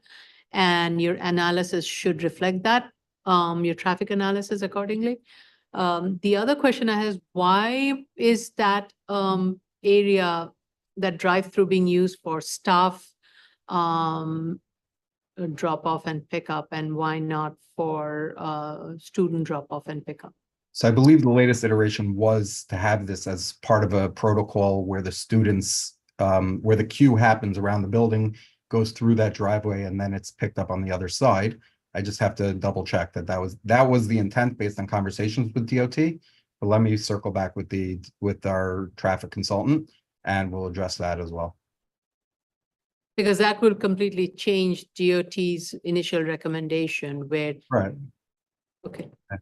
We had conversations with them and we're working with them. We'll continue to work. Right now they have materials that they're reviewing, but based on the comments here, we'll work with staff and DOT to address them accordingly.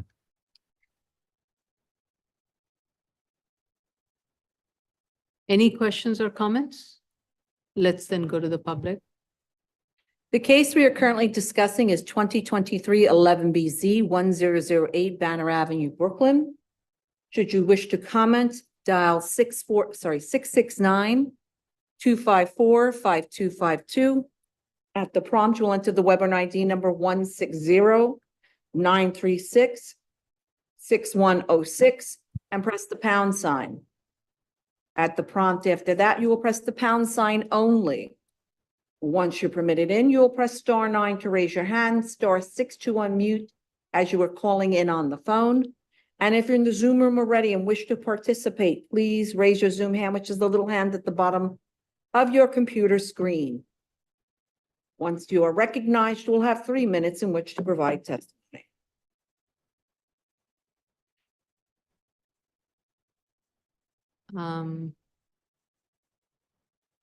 Get 1 minute.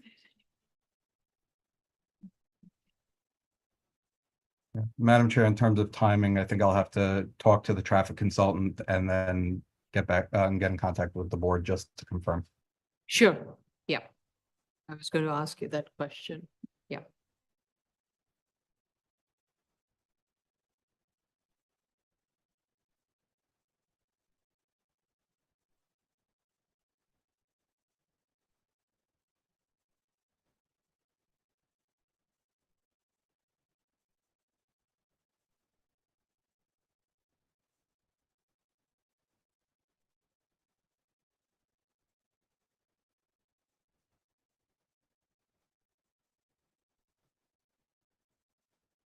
Ready for the clock to run out.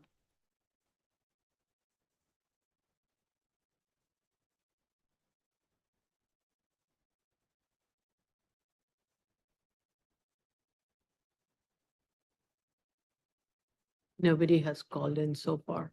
Yeah, no one. Almost there.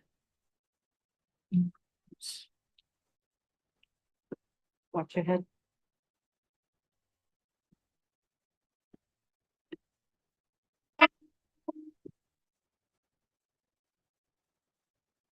Thank you, Mr. Goldstein. Thank you. I'll see you soon. Yes, see you soon. Next item is 2023-36BZ 191 Edgewater Street, Staten Island. Is Mr. Rampola still in the room? Should be. See him? No, I don't see him. Oh, what did he do? Can somebody call him?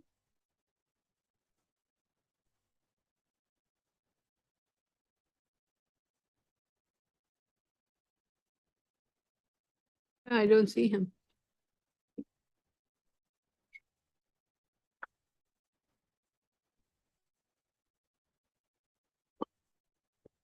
No, I was just texting. Okay, All right. too fast for me. Mr. Rampola, is there anyone else from your team? Yes, Peter Rampula. Okay. Okay. Raise your right hands. Do you affirm to tell the truth, the whole truth, and nothing but the truth in your testimony before this board and to respond honestly to board member questions? I do. Please state your name for the record and proceed to respond to the board's comments at review session. Philip Rampula. Peter Rampula. I will start with the chair's comments first. In terms of this visual corridor, I've never spent so much time on a section of law in my life. I want to point out that I understand what you're saying, that there are two different sections that conflict with each other. But then if you look at 62-511, we're just going to bring it up if that's okay. Yep.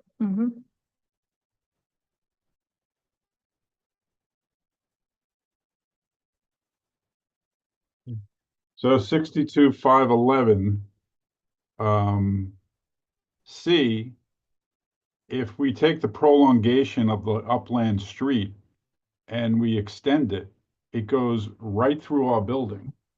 And it tells you here the methodologies that you should have a visual corridor, and you're kind of exempt from a visual corridor because it says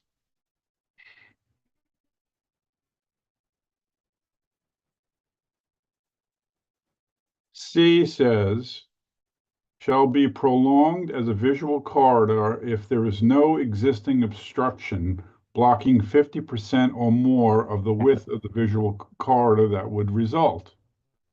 So if you look at our 400-foot radius diagram, which we're going to bring up,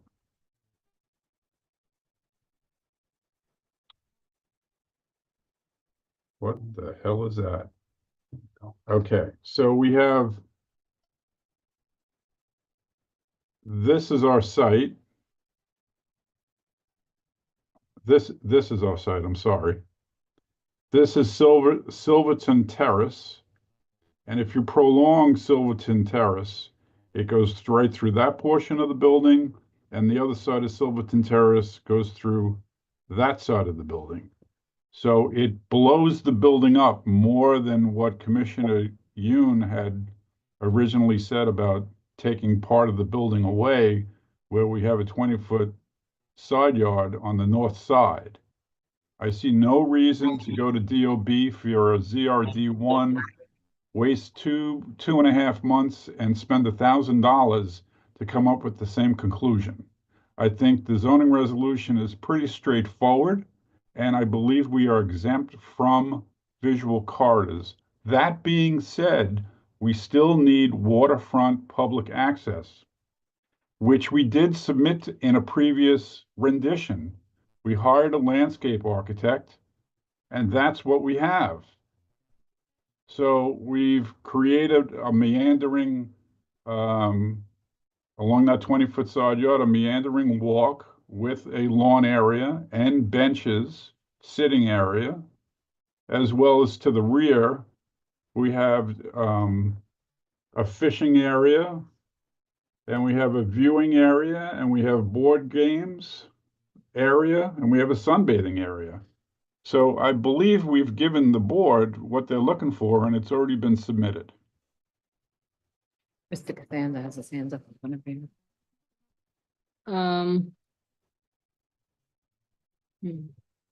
So can I ask you a question? As I'm looking at the plan, there are gates that lead you to the meandering path. Yes. From there.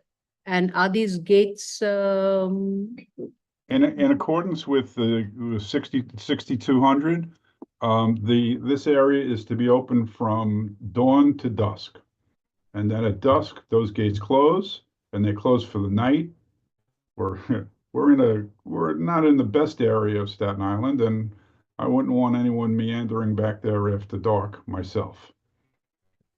so why is there another gate where the meandering path ends? I could take those out. One should be sufficient with the signage and all the requirements. Yes. Yes. That's not a And- problem. So all the vehicle circulation is going to be contained within the building footprint.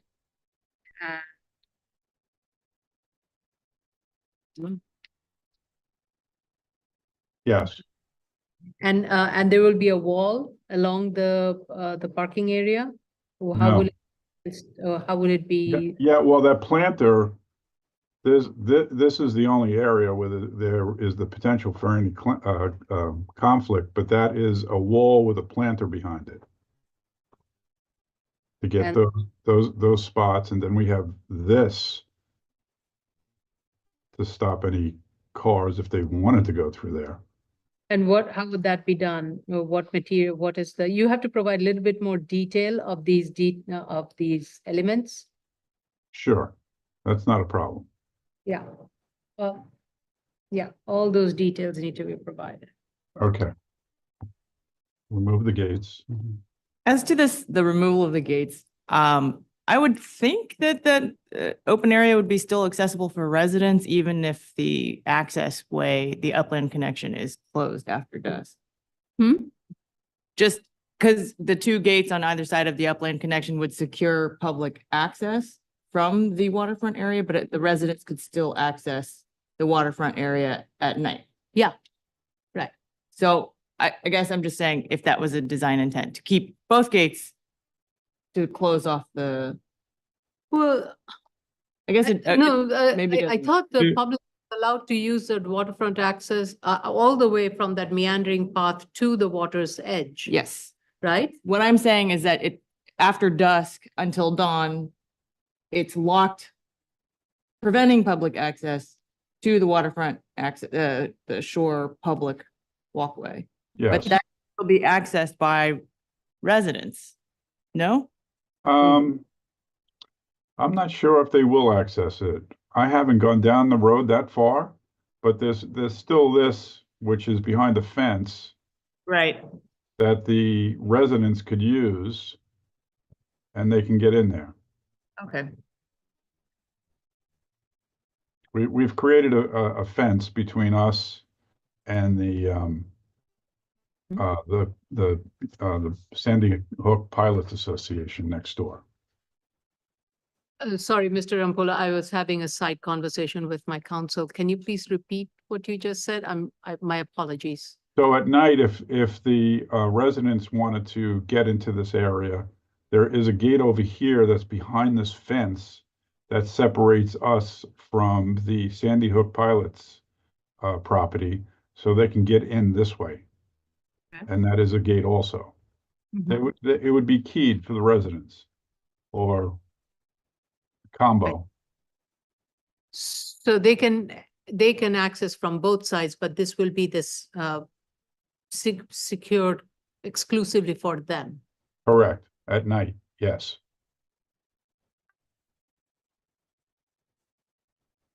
And they can also use that meandering path all throughout the day and night, right? During the day, but at night, this will be closed. Right, but the residents can use it. Yeah, they They- can. Yes, they can. Right. Absolutely. Commissioner Yoon, did your question, Yeah, it's fine. your, I just wanted to discuss that we'd close it off, but there is potential that the residents could access this space. That's all. Yeah. And we're not trying to prevent that, I don't think. exactly, Right. right, they are not. That's my next one. Mr. Costanza? Carlo? Your hand is up. Maybe it's from the previous one. Want to get rid of this? Yes, I understand. Okay. Go ahead, Mr. Rampola. So, Okay. Mr., can you please, in your next submission, provide a very clear, because I think this is a question that has also come up with regards to WRP comments. So you have to respond to the WRP comments regarding the view corridor. So please provide a very robust response as to the applicability of the view corridor, Will do. which section of the zoning resolution proceeds or applies. Okay, I will. Thank you.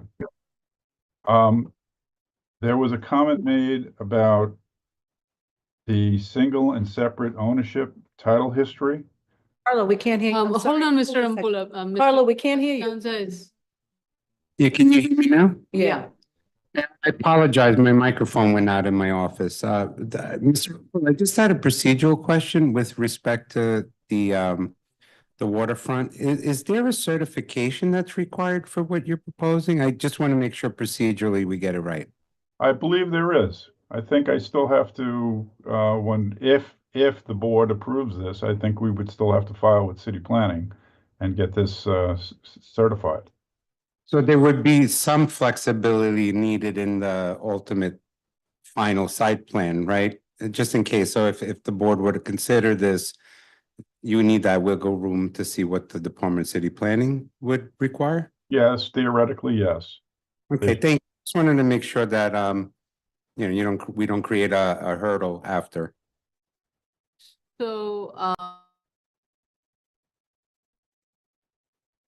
Oh, something's wrong. No.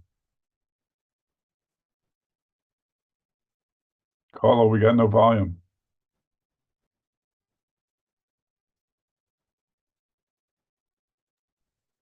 Okay. It's been Hello? corrected. hello? Yes, now I got you. Okay, all right, so I would, but we do not, so that I have a better understanding of what goes into the certification for the waterfront, can you please let us know what are the elements that the DCP will be reviewing, the timeline? And whatever conditions that we may pose, we are mindful of that. Got it. Not a problem. May I?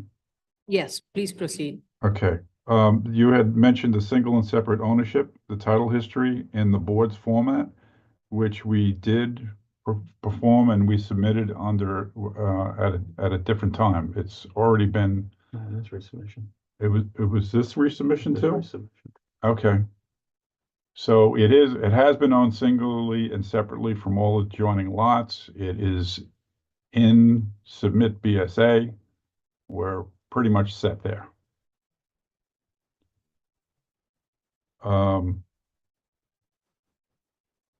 Then we'd like to go to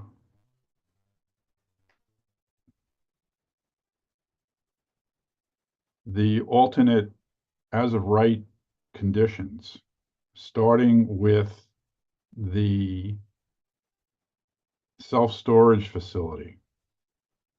We didn't set this up by quoting the New York Times to say that let that do the heavy lift for us.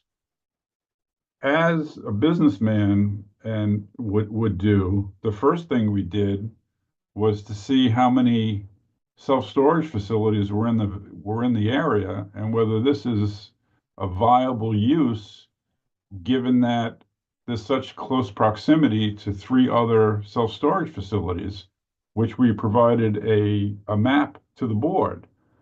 So we did that, and we felt pretty comfortable that there were 3 within a 1/10 or a 1/3 of a mile. And when we called each one of them, they all had more than enough room available for rent. And then in April is when the New York Times article popped up, and we said, okay, this is relevant. Aren't we lucky? This is relevant to what we're talking about. And if you read the entire article, it goes on further to say that there was such a demand for these type of facilities when COVID was around. They were going up like crazy because people were moving out of where they were. They were putting their belongings into storage, and they were seeking open spaces out in the burbs and down at the beach. And now that has passed, and the cost per square foot has escalated tremendously in terms of rent, the demand is not there anymore, and we're already saturated with these facilities in our area. We did the drawings, we showed the layout. It's not financially viable to continue on that road because we know that we're not going to be 100% leased up because of the competition that's in the immediate vicinity. So I thought we made that pretty clear in our findings, but I just wanted to double back and point that out. Even in the article itself, they're saying that 245 self-storage constructions were abandoned in 2023. What they're learning after 2019 is that there's higher expenses and construction costs, which I think the board fully realizes post-COVID that construction costs went up tremendously. Insurance has gone up, property taxes have gone up, and it's caused operators to lower their rates. And that, well, I think I made a pretty good point on that. So that's about the self-service facility. In terms of the as of right for the banquet hall, I was very proud of myself with that submission because I knew Commissioner Shedder was going to be looking at it. And if I just said that we had to open up the floors to create a clear story for a dance hall, because for that size building, if you're going to do a banquet hall, you can't have 12 or 13-foot ceiling heights that go on for over 100 feet. You'll just feel cramped. So you have to make this 2-story space, which requires that the floor over the dance floor and some of the columns, because of table settings, they have to come out. Where I respect what you're saying, Commissioner, in terms of poured concrete, but there's nothing preventing us from. Are you trying to talk, Commissioner? Because you're on mute. Commissioner Shetta, are you Are you trying to raising your talk? hand to- Commissioner Shetta, are you trying to talk? Because we can't hear you. We can't hear you, Commissioner. You have to unmute. Sorry, You're still muted. There you are. okay, Yep. we're trying Yeah, to. sorry, I wasn't talking. Sorry. Go ahead. Oh, okay. So there's nothing, Commissioner Shetta had recommended that we use poured-in-place concrete for our proposal to do the banquet hall, but there's nothing preventing us or stopping us from using steel, which is what we're used to and which is what our subcontractors are used to. Okay. So to bolster the floor with steel and to put in steel columns is normal and customary for this type of construction. We were very, very, very aware that Commissioner Shetta would be looking at this. And that's why I not only did those small little thumbnails to the right of the drawing for the banquet hall that were a thumbnail of structural work, but we did 3 sheets that actually called out the size of the structural steel so that you'd have a very good analysis of what was going on. And you can't take that type of construction and look it up in means and get a square foot price. So what we did is for the base building, we used means, but for that specialty work, we used a cost estimator, Maurice. And he was grateful that our drawings were that detailed on a what-if scenario for a banquet hall that we called out the steel sizes, which gave him the opportunity to do a real number. So I'm playing a fair game here, and I'm not trying to take a shortcut or pull anything over your eyes. And we did the right thing. But Can I comment when you're done? You make comments, sir. Okay. I couldn't stop you if I wanted to. Okay. I don't know why you feel guilty. I didn't accuse you of anything. First of all, starting the New York Times article and the self-storage scenario, I didn't accuse you of setting this up. The article is the article. It was there. You used it. That's your right. What I said is, when you put in that narrative that self-storage is, you have already 2 facilities nearby, and then the article came in play, for me it looked like you're shutting down this option. So I wasn't anticipating that you go in that detail into that option. However you did, that's your right, that's your choice. So there is no accusation here. I didn't accuse you of anything. I appreciate that. Just to clarify that. Okay. Second, when it comes to the use of the structural steel framing in combination with an existing reinforced concrete building, what I was trying to give you actually was an advice. It's your right if you want to use wood framing or maybe GFRP reinforced elements, you could do that. It's up to you. It's your choice. It's your building. The way you want to engineer it and design it, it's up to you. What I was trying to give you again is an advice. Using structural steel to reinforce an existing concrete building is not the ideal way, both constructability-wise and cost-wise. And even durability-wise, the structural steel is not as durable as concrete. concrete is much more durable. I, Let me finish. Just to explain in a nutshell, imagine that you have a concrete slab like the one you have there, and you want to put a beam that holds that slab after you make an opening in it. If this slab is not perfectly even, and it's not going to be, because it's going to be some sagging in the existing structure, you're going to need to put some probably grouting, you're going to need to put some chims, you're going to need to do something which increase the cost of the work you're doing. If you just cut and put a concrete beam in place, you're done. That's what I was trying to say. I didn't dictate the way you strengthen this building or you modify it. I was trying to give you some advice based on my experience. Like I said, the last hearing about the way you jacketed, or the way that in the Google images and in the images that our staff taken during the site visit, it sounds like you're jacketing some brick parapets or whatever. Commissioner, we talked about this at the last hearing. No. And I agreed with you with what they're doing underneath the windows. At the last hearing, I agreed with you. They had shown rebar that's doing absolutely nothing.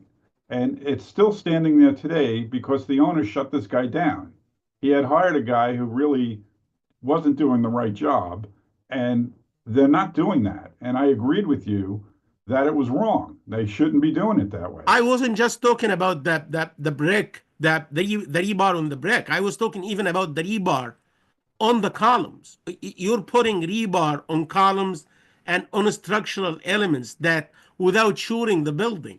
If you put the only difference between plaster and structural repair is that if you want to repair an element, you need to take the load off by shoring the building, and then put the structural repair in, and then remove the shoring. Then the element with the structural repair feel the load, the new load. But what you're doing is not the way it's done. This is second advice. I don't know how and I apologize if you misunderstood I agree me. with you. Both of you speak, there's nothing going to be on the transcript, and that's not going to help. So one at a time. Commissioner Sheta, have you completed your statement? Again, I was giving you an advice. If you misunderstood it, I apologize. Again, it's up to you to handle the design and the construction of your building the way you want. Thank you. Mr. Rampola, this is, your client is going to be liable for the structural durability of this building. And what Commissioner Sheta is saying based on his experience of that. So I would suggest that you just speak to your client and their structural engineer about this suggestion as to how to ensure that the buildings remain structurally sound and stable while all these other repairs and maintenance are being undertaken. That's all. So let's not discuss this anymore, because this is really the liability of the client. Advice has been given from a structural engineer who knows concrete. And it's for you to maintain that. So I just want to say I do appreciate the 3 different sets of as-of-right analysis that's been done. Right. And the fact that in the banquet hall requires that additional roof height and you need the clear space for the dancing, and the fact that there are these columns, you don't have an open space for tables to be put clearly, easily. We know what banquet halls look like. It's like these are column-free spaces. So I completely understand. And I think that's a reasonable argument that you're making with regards to your banquet hall. And on the storage, I would say yes, that study was very helpful in establishing your argument that there is a saturation, and even if it were feasible structurally, financially, it wouldn't bear anything because of the saturation of the market. Thank you. Chair? Yeah. Yeah, I didn't hear a response to actually the point I raised in the submission. Like I said, I got the impression that because of these structural strengthening elements, the columns and the beams. That's why the banquet hall option is not going to be feasible, because you need to do too much work. But when I look at the financials and I look at the cost, the metrics of the numbers for that elements, for these elements, the structural elements, and like you said, your cost estimator did an excellent job. Your engineer or whoever prepared the plans, he did an excellent job. He put the dimensions, he put the sizes for the structural steel. So it was an easy job for the guy to just lump sum the tonnage and get the cost for that. But when I look at the number for the cost, and I look at the cost for the other elements, it doesn't sound like this is a significant element contributing to the cost that could make that project not feasible. That's why I was saying it's inconsistent argument. On one hand, you're saying, on one side, you're saying that the approach, the use of the structural steel, the openings, all this kind of work is making that option not feasible. But when you look at the cost, numbers do not tell the same. Okay. And I didn't hear a response to that. And I also, during the past hearing, I was sure that you factored in the structural repair in the financials. I didn't see any feedback for that structural repair, like how it's gonna be done, how much it's gonna cost, what is it per square foot, is it per cubic foot? I didn't see that. It's in there. It is in there, sir. Can you guide me to it, please? I will in writing. I can't Thank you. go through it. But we did do a breakout cost, I believe. So in your next submission, can you just kind of call that out? Because I understand during the hearing, you may not be able to do that. In your next submission, please call that out. We will. I do have to say, as pointed out by Commissioner Sheta, is that the cost of having to tear the wall down and or the floor down and having to put a new higher ceiling, adding to the cost of construction, it's not significant. And I would therefore assume that if it were to be a concrete, it won't be that different either. It would be a little bit cheaper, but not significantly cheaper. What my big take on this one was that the space need for a good operable banquet hall needs a lot of open, clear space, free of column space, high floor to floor ceilings, and that is missing. And that itself will affect your rental cost and be able to rent it out or to accommodate adequate number of people. If that's the case, please spell it out in your narratives. I will. Okay. I will. And we also spelled out, the financial analyst talked about the demand for these type of facilities and what today's standards are for, and I don't want to sound stupid, but today's bride and grooms are looking for a different experience at a banquet hall than what could be provided in this building. It's more of a campus setting. There are different areas. It's more, they're more spread out. They're modern. This is tough. I wouldn't want to get married next to the guy who's got that dilapidated marine yard next to me with the boats in the yard, and you look out the window and you're looking down at busted boats. It's not ideal for a wedding venue or any other. So, Mr. Rampulla, by saying that, because you're proposing luxury condominium units, so please be careful of what you say. No, there's a difference. There is a difference between a one-day event and someone who wants to live in this up-and-coming neighborhood. There is. But I've said weddings in dilapidated manufacturing buildings because that's what the bride and groom wanted. So it's a theme. And so there are different themes. I hear you. There are different themes, different wants, and that's okay. But let's move on. Let's not put that on the. Okay. And last but not least, I think I got them all. I have to apologize to Commissioner Otley Brown. I thought that this was covered. I did not dig into it really, really deep, and that's on me.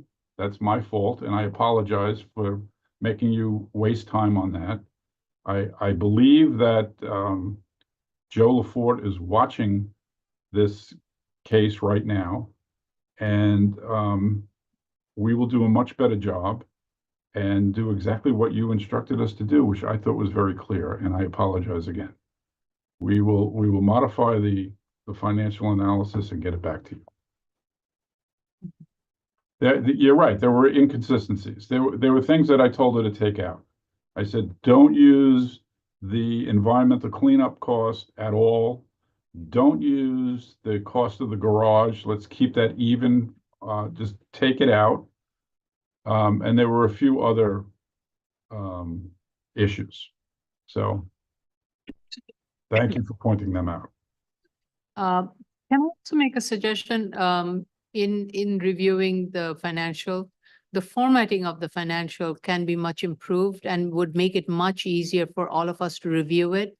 And we can share with you a sample of it, especially like the site, all the comps that were put in, they were put in all the way at the end. So have to go back. It's almost like looking at the appendix while you're looking at this. So there was a lot of back and forth. So if you can put that where right at the beginning, how you're arriving at the comps, so that we can go through the analysis and we know this is what the comps that you use and this is how you arrived at it. And then that's where the analysis is. I think providing that flow would be helpful. Then we don't have to go back and forth. I mean, sometimes we miss the page and look at the wrong number. It's also voluminous. It's 177 pages. Oh, And just to get to the site value, you have to go to a whole second report, which is like on page like 140.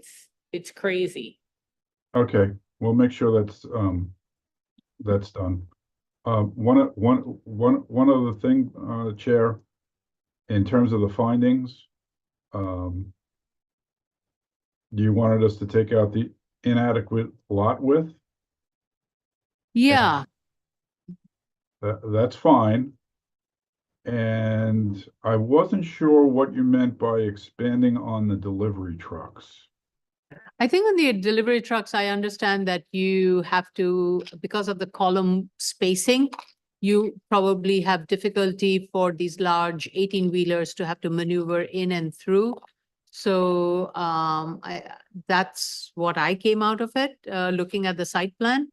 What we did is on our initial submission, we submitted a turning radius diagram of a box truck. Okay. And the box truck had to do a number of K turns just to get into the existing loading dock. So if you can just extract that and put that in the narrative. Okay. Okay. That's what I was visualizing. Just put that in the narrative. Okay, we will. One of the things as regards lot width that I view as the hardship is the width of the building relative to the overall site. Correct. Let's say the lack of access points or open space on the site near the frontage. So while the overall lot width exceeds 100 feet and does not seem by itself like a problem, I think that maybe there could be an argument, and I want to hear if you agree or not, that the actual open space that remains on either side of the existing building or through it is very, very limited. I would present it in a different way, is that there are, yes, you can have open space. It's a question of accessing the building from the street, and for a business operation like an as of right manufacturing and office space, you like all the truck maneuverabilities.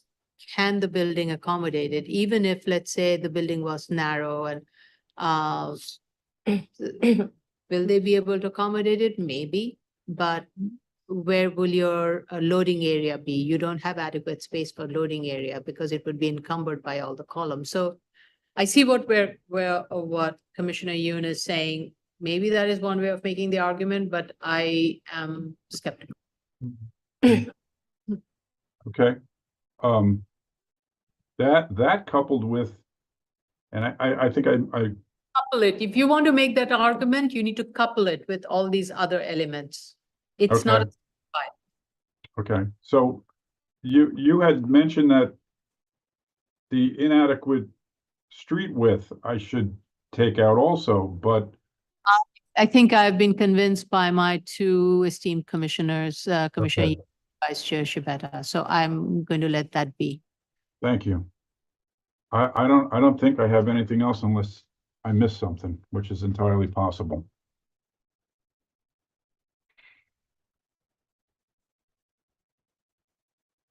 Okay, if there aren't any other questions or comments, let's go to the public then.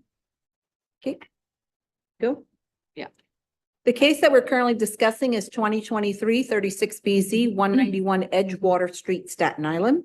Should you wish to participate and provide testimony, please call 669-254-5252. At the prompt, you will enter the webinar ID number 160-936-6106 and press the pound sign.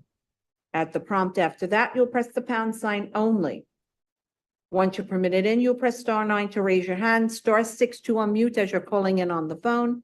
And if you're in the Zoom room already and wish to participate, please raise your Zoom hand, which is the little hand at the bottom of your computer screen. Once you are recognized, you will have 3 minutes in which to provide testimony.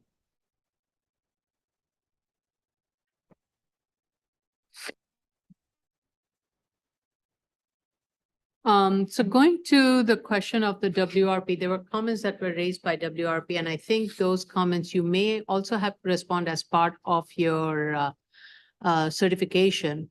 In light of a 24/7 operation, how you need to kind of help us out in understanding how the building will continue to be able to a residential building abutting a 24/7 operation will be able to coexist without being disruptive to its active business manufacturing uses on both sides.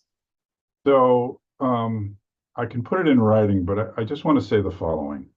The Sandy Hook Pilot Association is to our right, and there is like a boatyard to our left. I happen to, and I don't see any conflict with a residential use in between those two uses. You might get the sound of a horn from a boat every once in a while, but without sounding arrogant, I have a house that's next to a Coast Guard base directly across the street from where I have this house. And they operate 24/7. And there is no issue in having residences next to water dependent uses in terms of sound, in terms of anything. I think whoever wrote that thinks that, you know, I got freighters coming into dock and they got a large horn going off and they're bouncing off the piers. That's not the case here at all. And I'm a little shocked that I even saw that comment, because a residential use is very compatible to any type of water dependent use. And I don't see the need for any type of sound attenuation with windows, or how we're not going to interfere with what they're doing. They're in a lot that's much bigger than ours, that is fenced in, that is controlled by a gate. That gate is closed 24 hours, 7 days a week. They control it. To get into the Sandy Hook base, you have to get buzzed in. And we're not going to have any effect on it, and they're not going to have any effect on us. So I don't know where that was going. I'll put that in writing, but I feel very strong about it. As a boater myself, I feel very, very strong about that. Okay, thank you. I think that's what city planning is looking for in the response. So please do respond to it. I will.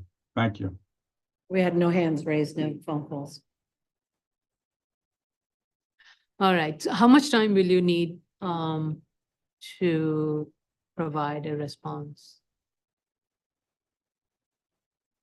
With the holidays coming up, I'd like to make a submission. Can I Right. suggest March, Wow. February or March?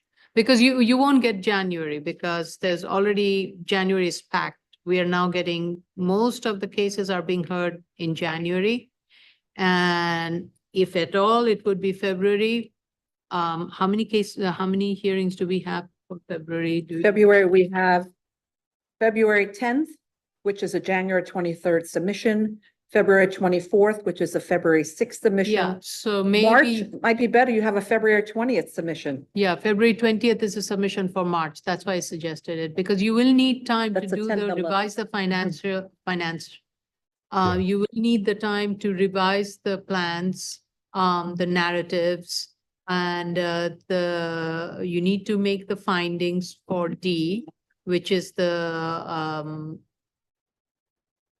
He said he submitted the title report, which is in the file. it is? It is. Yes. But, okay, so if it's in the title report, how come I didn't? It's in the original application. It's in the original? Yeah. Should be there. No, maybe was it part of the original submission? Yes. Oh, was it? No, Subsequent- no, sorry. The original submission, I guess, was in 2023. Right. Yeah. So subsequent submissions Okay, come down. so somewhere it got Yeah. moved around, so Around. we didn't see it at the right place, so. It was So- in the original application folder because I think it was provided in response to notice of comments. Thank you. That's true. Very good, Shella. You're right. Okay. That was a 5-page notice of comments. I think I lost some hair on that one. Ms. That Prenga is was very thorough. Ms. Prenga is very thorough, but I think she was kind to you. She gave you 5 pages. So, Yes, the February 20th submission is fine. yeah, would end of February be better? Because I think you need all this time with all the holidays and everything coming in. That's why I'm saying it. Yes. So it'll be a February 20th submission and the hearing date would be what? March 10th or March. 11th, 10th or 11th.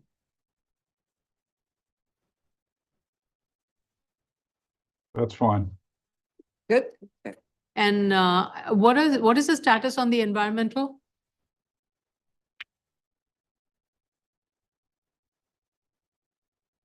I believe there were some comments. I'll let Tracy, Tracy talk about it. We are still waiting for comments on air quality and noise, I believe. Yes, you got DEP issue comments, but I don't think we had a response from September. And then WRP, as you know, just issued. I don't think we're waiting for anything from you on the other items right now. WRP and did you say WRP and DEP was not responded to? Okay. I couldn't find any response to air quality and noise. Air quality and noise. And no DOT. No, we are screened out for DOT at this time. Okay, good.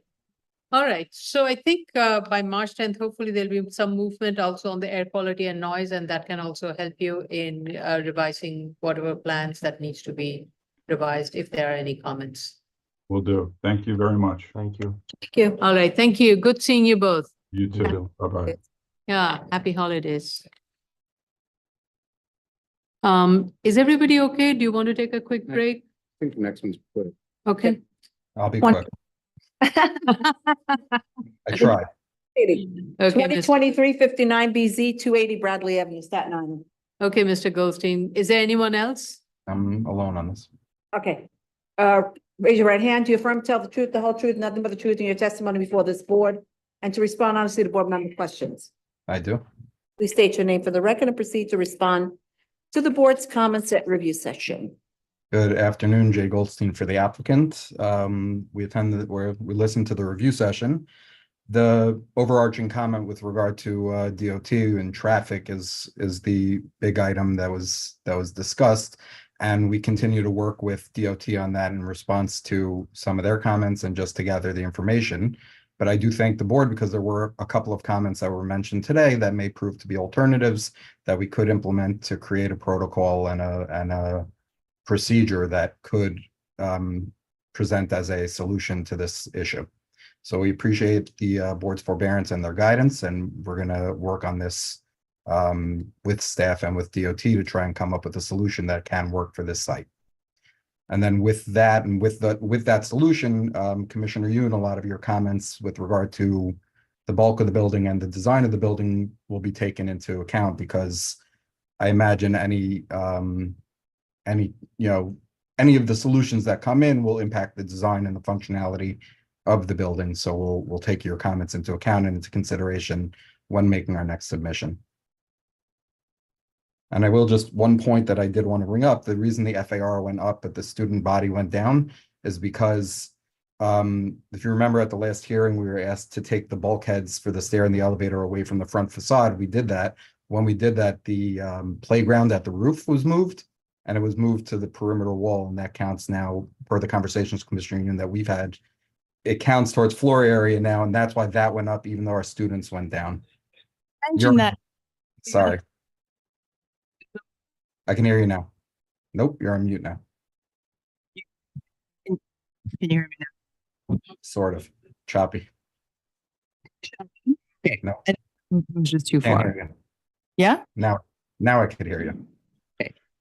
The other question was the shul and its associated areas, the entrance and the additional bathrooms total to over 3,200 square feet. So was that the FAR increased with the elimination of a significant space?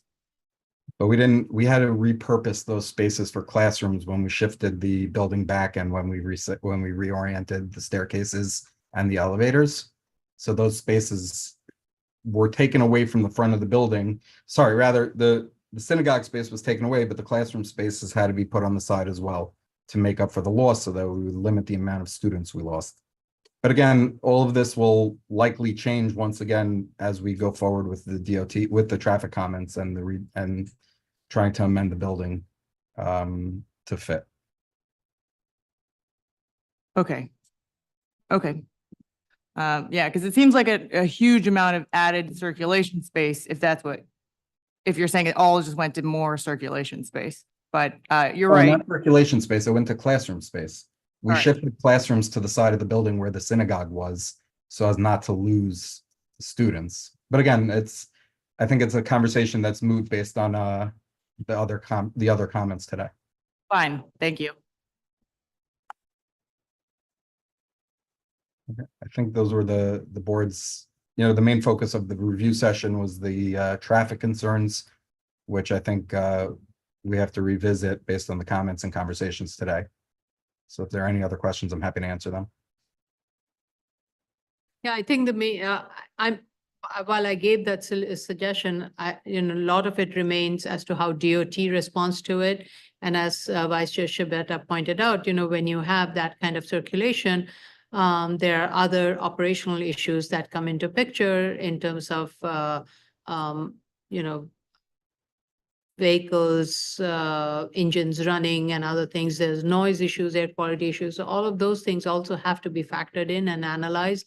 And the entire analysis would have to be reviewed by DEP and DOT in a different way. So I just want to ask that, and the effect of that exhaust that would be Right. on the neighbors as well. Yeah, 100%. So all of those need to be, so while there is a solution, it has its own price to pay. And you have to factor that in, and not to mention the context and the build form, everything. Okay. That is tied to the programmatic element. Right. Okay, if there aren't any other questions, we can go to the public. The case we're currently discussing is 2023-59 BC, 280 Bradley Avenue, Staten Island. Should you wish to provide testimony, please call 669-254-5252. At the prompt, you will enter the webinar ID number 160-936-6106. At the prompt after, press the pound sign, sorry. At the prompt after that, you will press the pound sign only. Once you're permitted in, you will press *9 to raise your hand, *6 to unmute as you're calling in from the phone. And if you're in the Zoom room already and wish to participate, please raise your Zoom hand, which is the little hand at the bottom of your computer screen. Once you are recognized, you may provide testimony for 3 minutes. How much time will you need? Again, as with the other guy, I have to go back to the consultants and see how much time they need, so I'll be in touch with the board.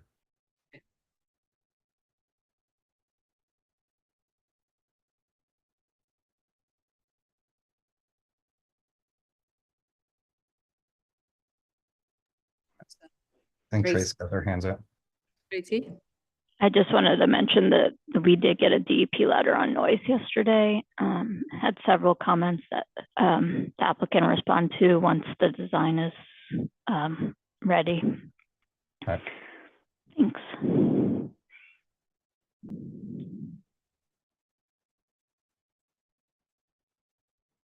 Want to take your hand down, Trace, please? Thank you.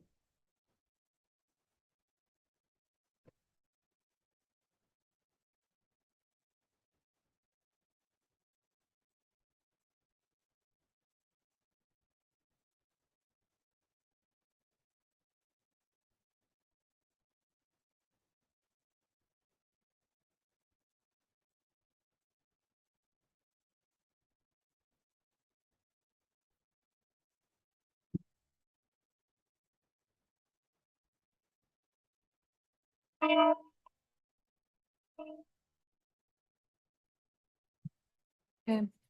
You want All right. Do you want to take a break or do you want to go to the next 2 cases? I think we could do Let's this. finish. I'll Okay. pick up my next case also. Okay. So it's up to you, Sandy. I New think the case- next one is Sandy, Sandy. right? New case, item number 2024-26 BZ 227-64 112th Road, Queens, is Sandy Agnostu. Yeah, I've just, Let her in. yeah, I've let her in.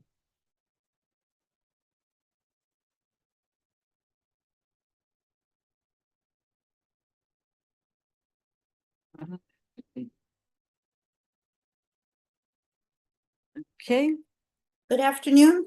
good afternoon. Is anyone going to participate with you? No, just me. Okay, raise your right hand. Do you firm tell the truth, the whole truth, and nothing but the truth in your testimony before this board and to respond honestly to board member questions? I do. Please state your name for the record and proceed to respond to the board's comments at review session. Sandy Anagnostou, representing the applicant. I listened to the comments in the review session. We have not met with the community board yet, but I will follow up to schedule a meeting and public hearing with them, but they did receive a copy of our application. So regarding the as of right plans, we will revise the statement of facts and findings to address the density for the zoning lot. 1 dwelling unit is permitted per zoning lot, and this is 1 zoning lot, even though they're separate tax lots, which were separately owned and individually owned, and there may have been a time when they were in common ownership, and we'll provide further information with the deeds and title ownership, as well as for other abutting lots. We're in the process of completing the uniqueness yard study and open space ratio studies. And Commissioner Shetta mentioned that there was an issue with the plans, and also there's also an issue with the Sanborn maps. So we'll save those in a higher resolution and resubmit them.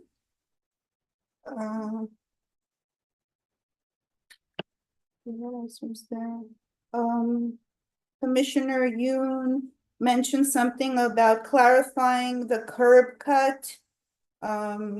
Because there may be the removal of that curb cut, how will access be provided for parking between the two lots? So we'll address that. And I'm not sure if there was something I didn't address right now. I think the zoning analysis, I thought I saw numbers specific to one lot versus the one tax lot versus the overall zoning lot. So if you could just do the zoning analysis based on the overall zoning lot and then clarify between the tax lot, perform, the applicable floor area analysis on the drawing set.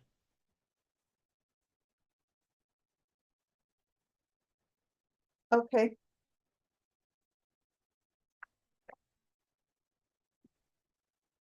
Okay, anything else? Let's go to the public then. Okay. The case we're currently discussing is 2024-26 BZ 227-64 112th Road, Queens. Should you wish to discuss, dial 669-254-5252. At the prompt, you will enter the webinar ID number 160-936-6106 and press the pound sign. At the next prompt after that, you will press the pound sign only. Once you're permitted in, you will press *9 to raise your hand, *6 to unmute if you're calling in on the phone. And if you're in the Zoom room already and wish to participate, please, thank you. Please raise your Zoom hand, which is a small hand on the bottom of your computer screen. Once you're recognized, you will have 3 minutes in which to provide testimony. While we're waiting for. Okay, well, we only have Deputy Chief Bellis.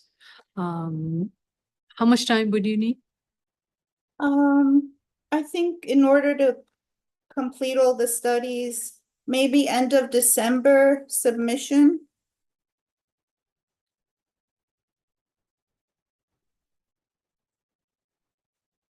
Can't promise January. It won't be the 1st January. It would be then possibly the 2nd January. 2nd January submission date would be January 27, 28 would be the submission date would be January 9th. Right. That's fine. Also, Madam Chair, I forgot to mention, we are in receipt of some of the opposition letters from the adjoining neighbors, and we'll address those in our next submission as well.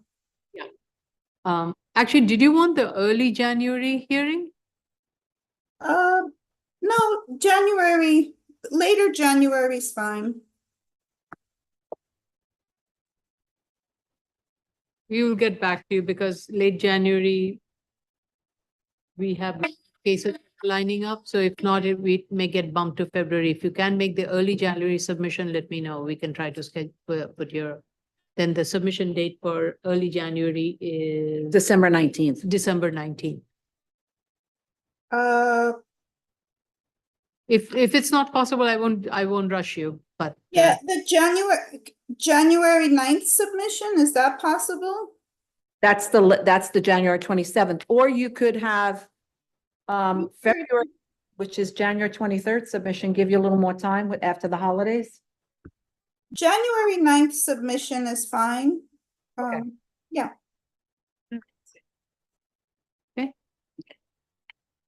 Okay. Is there neighbors in the waiting room? Nobody is. No. Nobody's there. Okay. Oh, okay. Thank you. No, Jolene was saying she thought there were neighbors. Apparently they left. Okay. Okay, thank you. Thank you. Thank you. And holidays. Item number. Holidays. Okay. Item number 24, 2024 33 BZ 77 Selkirk Street, Staten Island. This would be, yes. Raise your right hand. Do you affirm to tell the truth, the whole truth, and nothing but the truth in your testimony before this board and to respond honestly to board member questions? I do. Please state your name for the record and proceed to respond to the board's comments at review session. Good afternoon, Jay Goldstein for the applicant. I watched the review session this morning. I'd like to respond to the board's comments. Madam Chair, with regards to the bed of a map street, I don't see a map street near our site. There is a street widening line, but our property is set back 26 feet and 52 feet respectively from the street. So I don't believe that's an issue. Additionally, it's an existing home. We're not proposing to change the footprint of the existing home. So I don't believe it would have been an issue in any event. But unless I missed your point or missed what you were asking, I don't believe that becomes an issue in this case. Being wide- I'm sorry? Building is not being widened, so it's not an issue. Right. With regard to the plans, so we have the required parking, which is shown on the plans, is 3 for the residential and 5 for the community facility, which is a dental office. We're actually providing 9 spaces within the parking area and 2 within the building, so we'll have 11. But as requested, we can put, show which ones are commercial and which ones are or community facility and which ones are the residential on the plans. I believe the plans do show the fence with a fence detail, and they do show a note on the plans that says all site lighting shall be directed down and away from adjacent residences. So I think that was one of the problems I had with the plan. It was not very legible. So if you can, maybe it's there.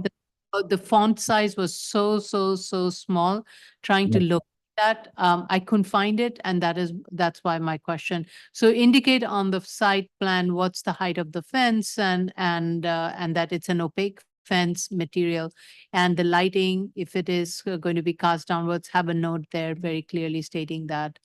Okay. Because I was not able to find it. It's a very thin line drawing. The line weight is very thin. I can definitely have them try and make it a heavier line so it's easier to read.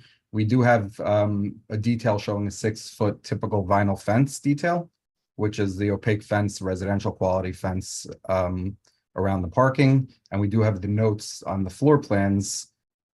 For one, it's A002, if you want to check quickly, note number 6 says that all lighting will be away from the residential neighbors. We can again make it darker so that it can be seen, but it was put there on purpose because we anticipated the board requesting it. Trash pickup is noted in our statement of facts. This is a dental office. It does not have a tremendous amount of trash. Trash pickup is with the city, with sanitation. If there is, I can't hear you. Not even medical waste? If there's specific medical waste, it's scheduled pickup and it happens maybe once a month, they told us. So it's not really a large quantity of medical waste, and the regular trash goes out with sanitation. This is, again, it's a small enlargement to an existing dental office, so we don't anticipate a change to their practice. We just think that the additional space will help them operate on a more efficient manner. And then, so we'll put those on the, we'll put those comments on the plans, make sure that they're legible so that the board is, comforted with the amount of privacy and protection for the neighbors. And we'll update the statement of facts accordingly where necessary. So unless I missed something, I think that was the, are there any other questions for me? I had a question. You said 5 for the medical office, but when I calculated, I got 6.29 based on the proposed square footage. So a total of 9 required spaces. Okay. So we have 11. So it would be 9 and it would be 6 and 3 is 9 that are required, and we're providing 11.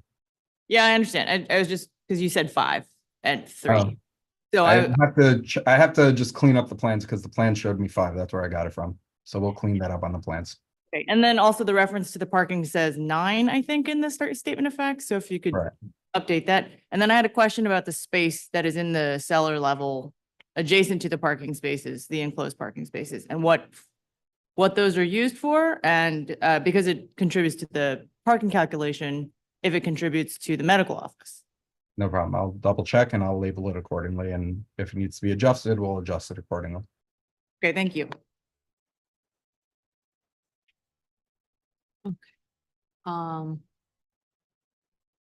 If there are no other questions, let's go to the public then. The case that we're currently discussing is 2024-33 BZ 77 Selkirk Street, Staten Island. Should you wish to comment on this case, dial 669-254, sorry, 5252. At the prompt, you will enter webinar ID number 160-936-6106 and press the pound sign. At the prompt after that, you will press the pound sign only. Once you're permitted in, you will press *9 to raise your hand, *6 to unmute if you're calling in on the phone. And if you're in the Zoom room already and wish to participate, please raise your Zoom hand, which is little hand at the bottom of your computer screen. Once you're recognized, you will have 3 minutes in which to provide testimony. Sorry, I raised my hand by mistake.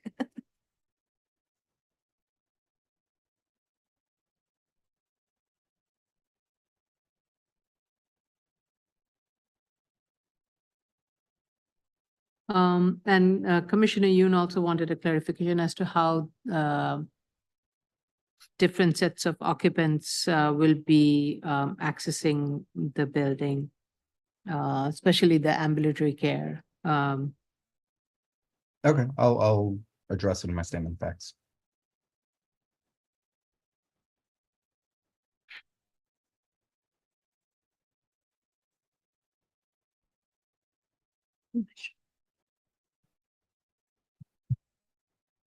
There is an existing sign, right, on this site?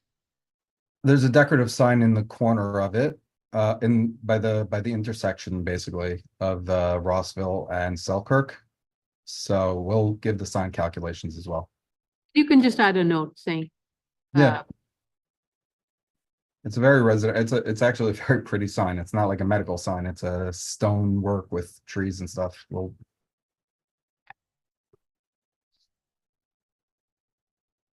But we'll address it for him.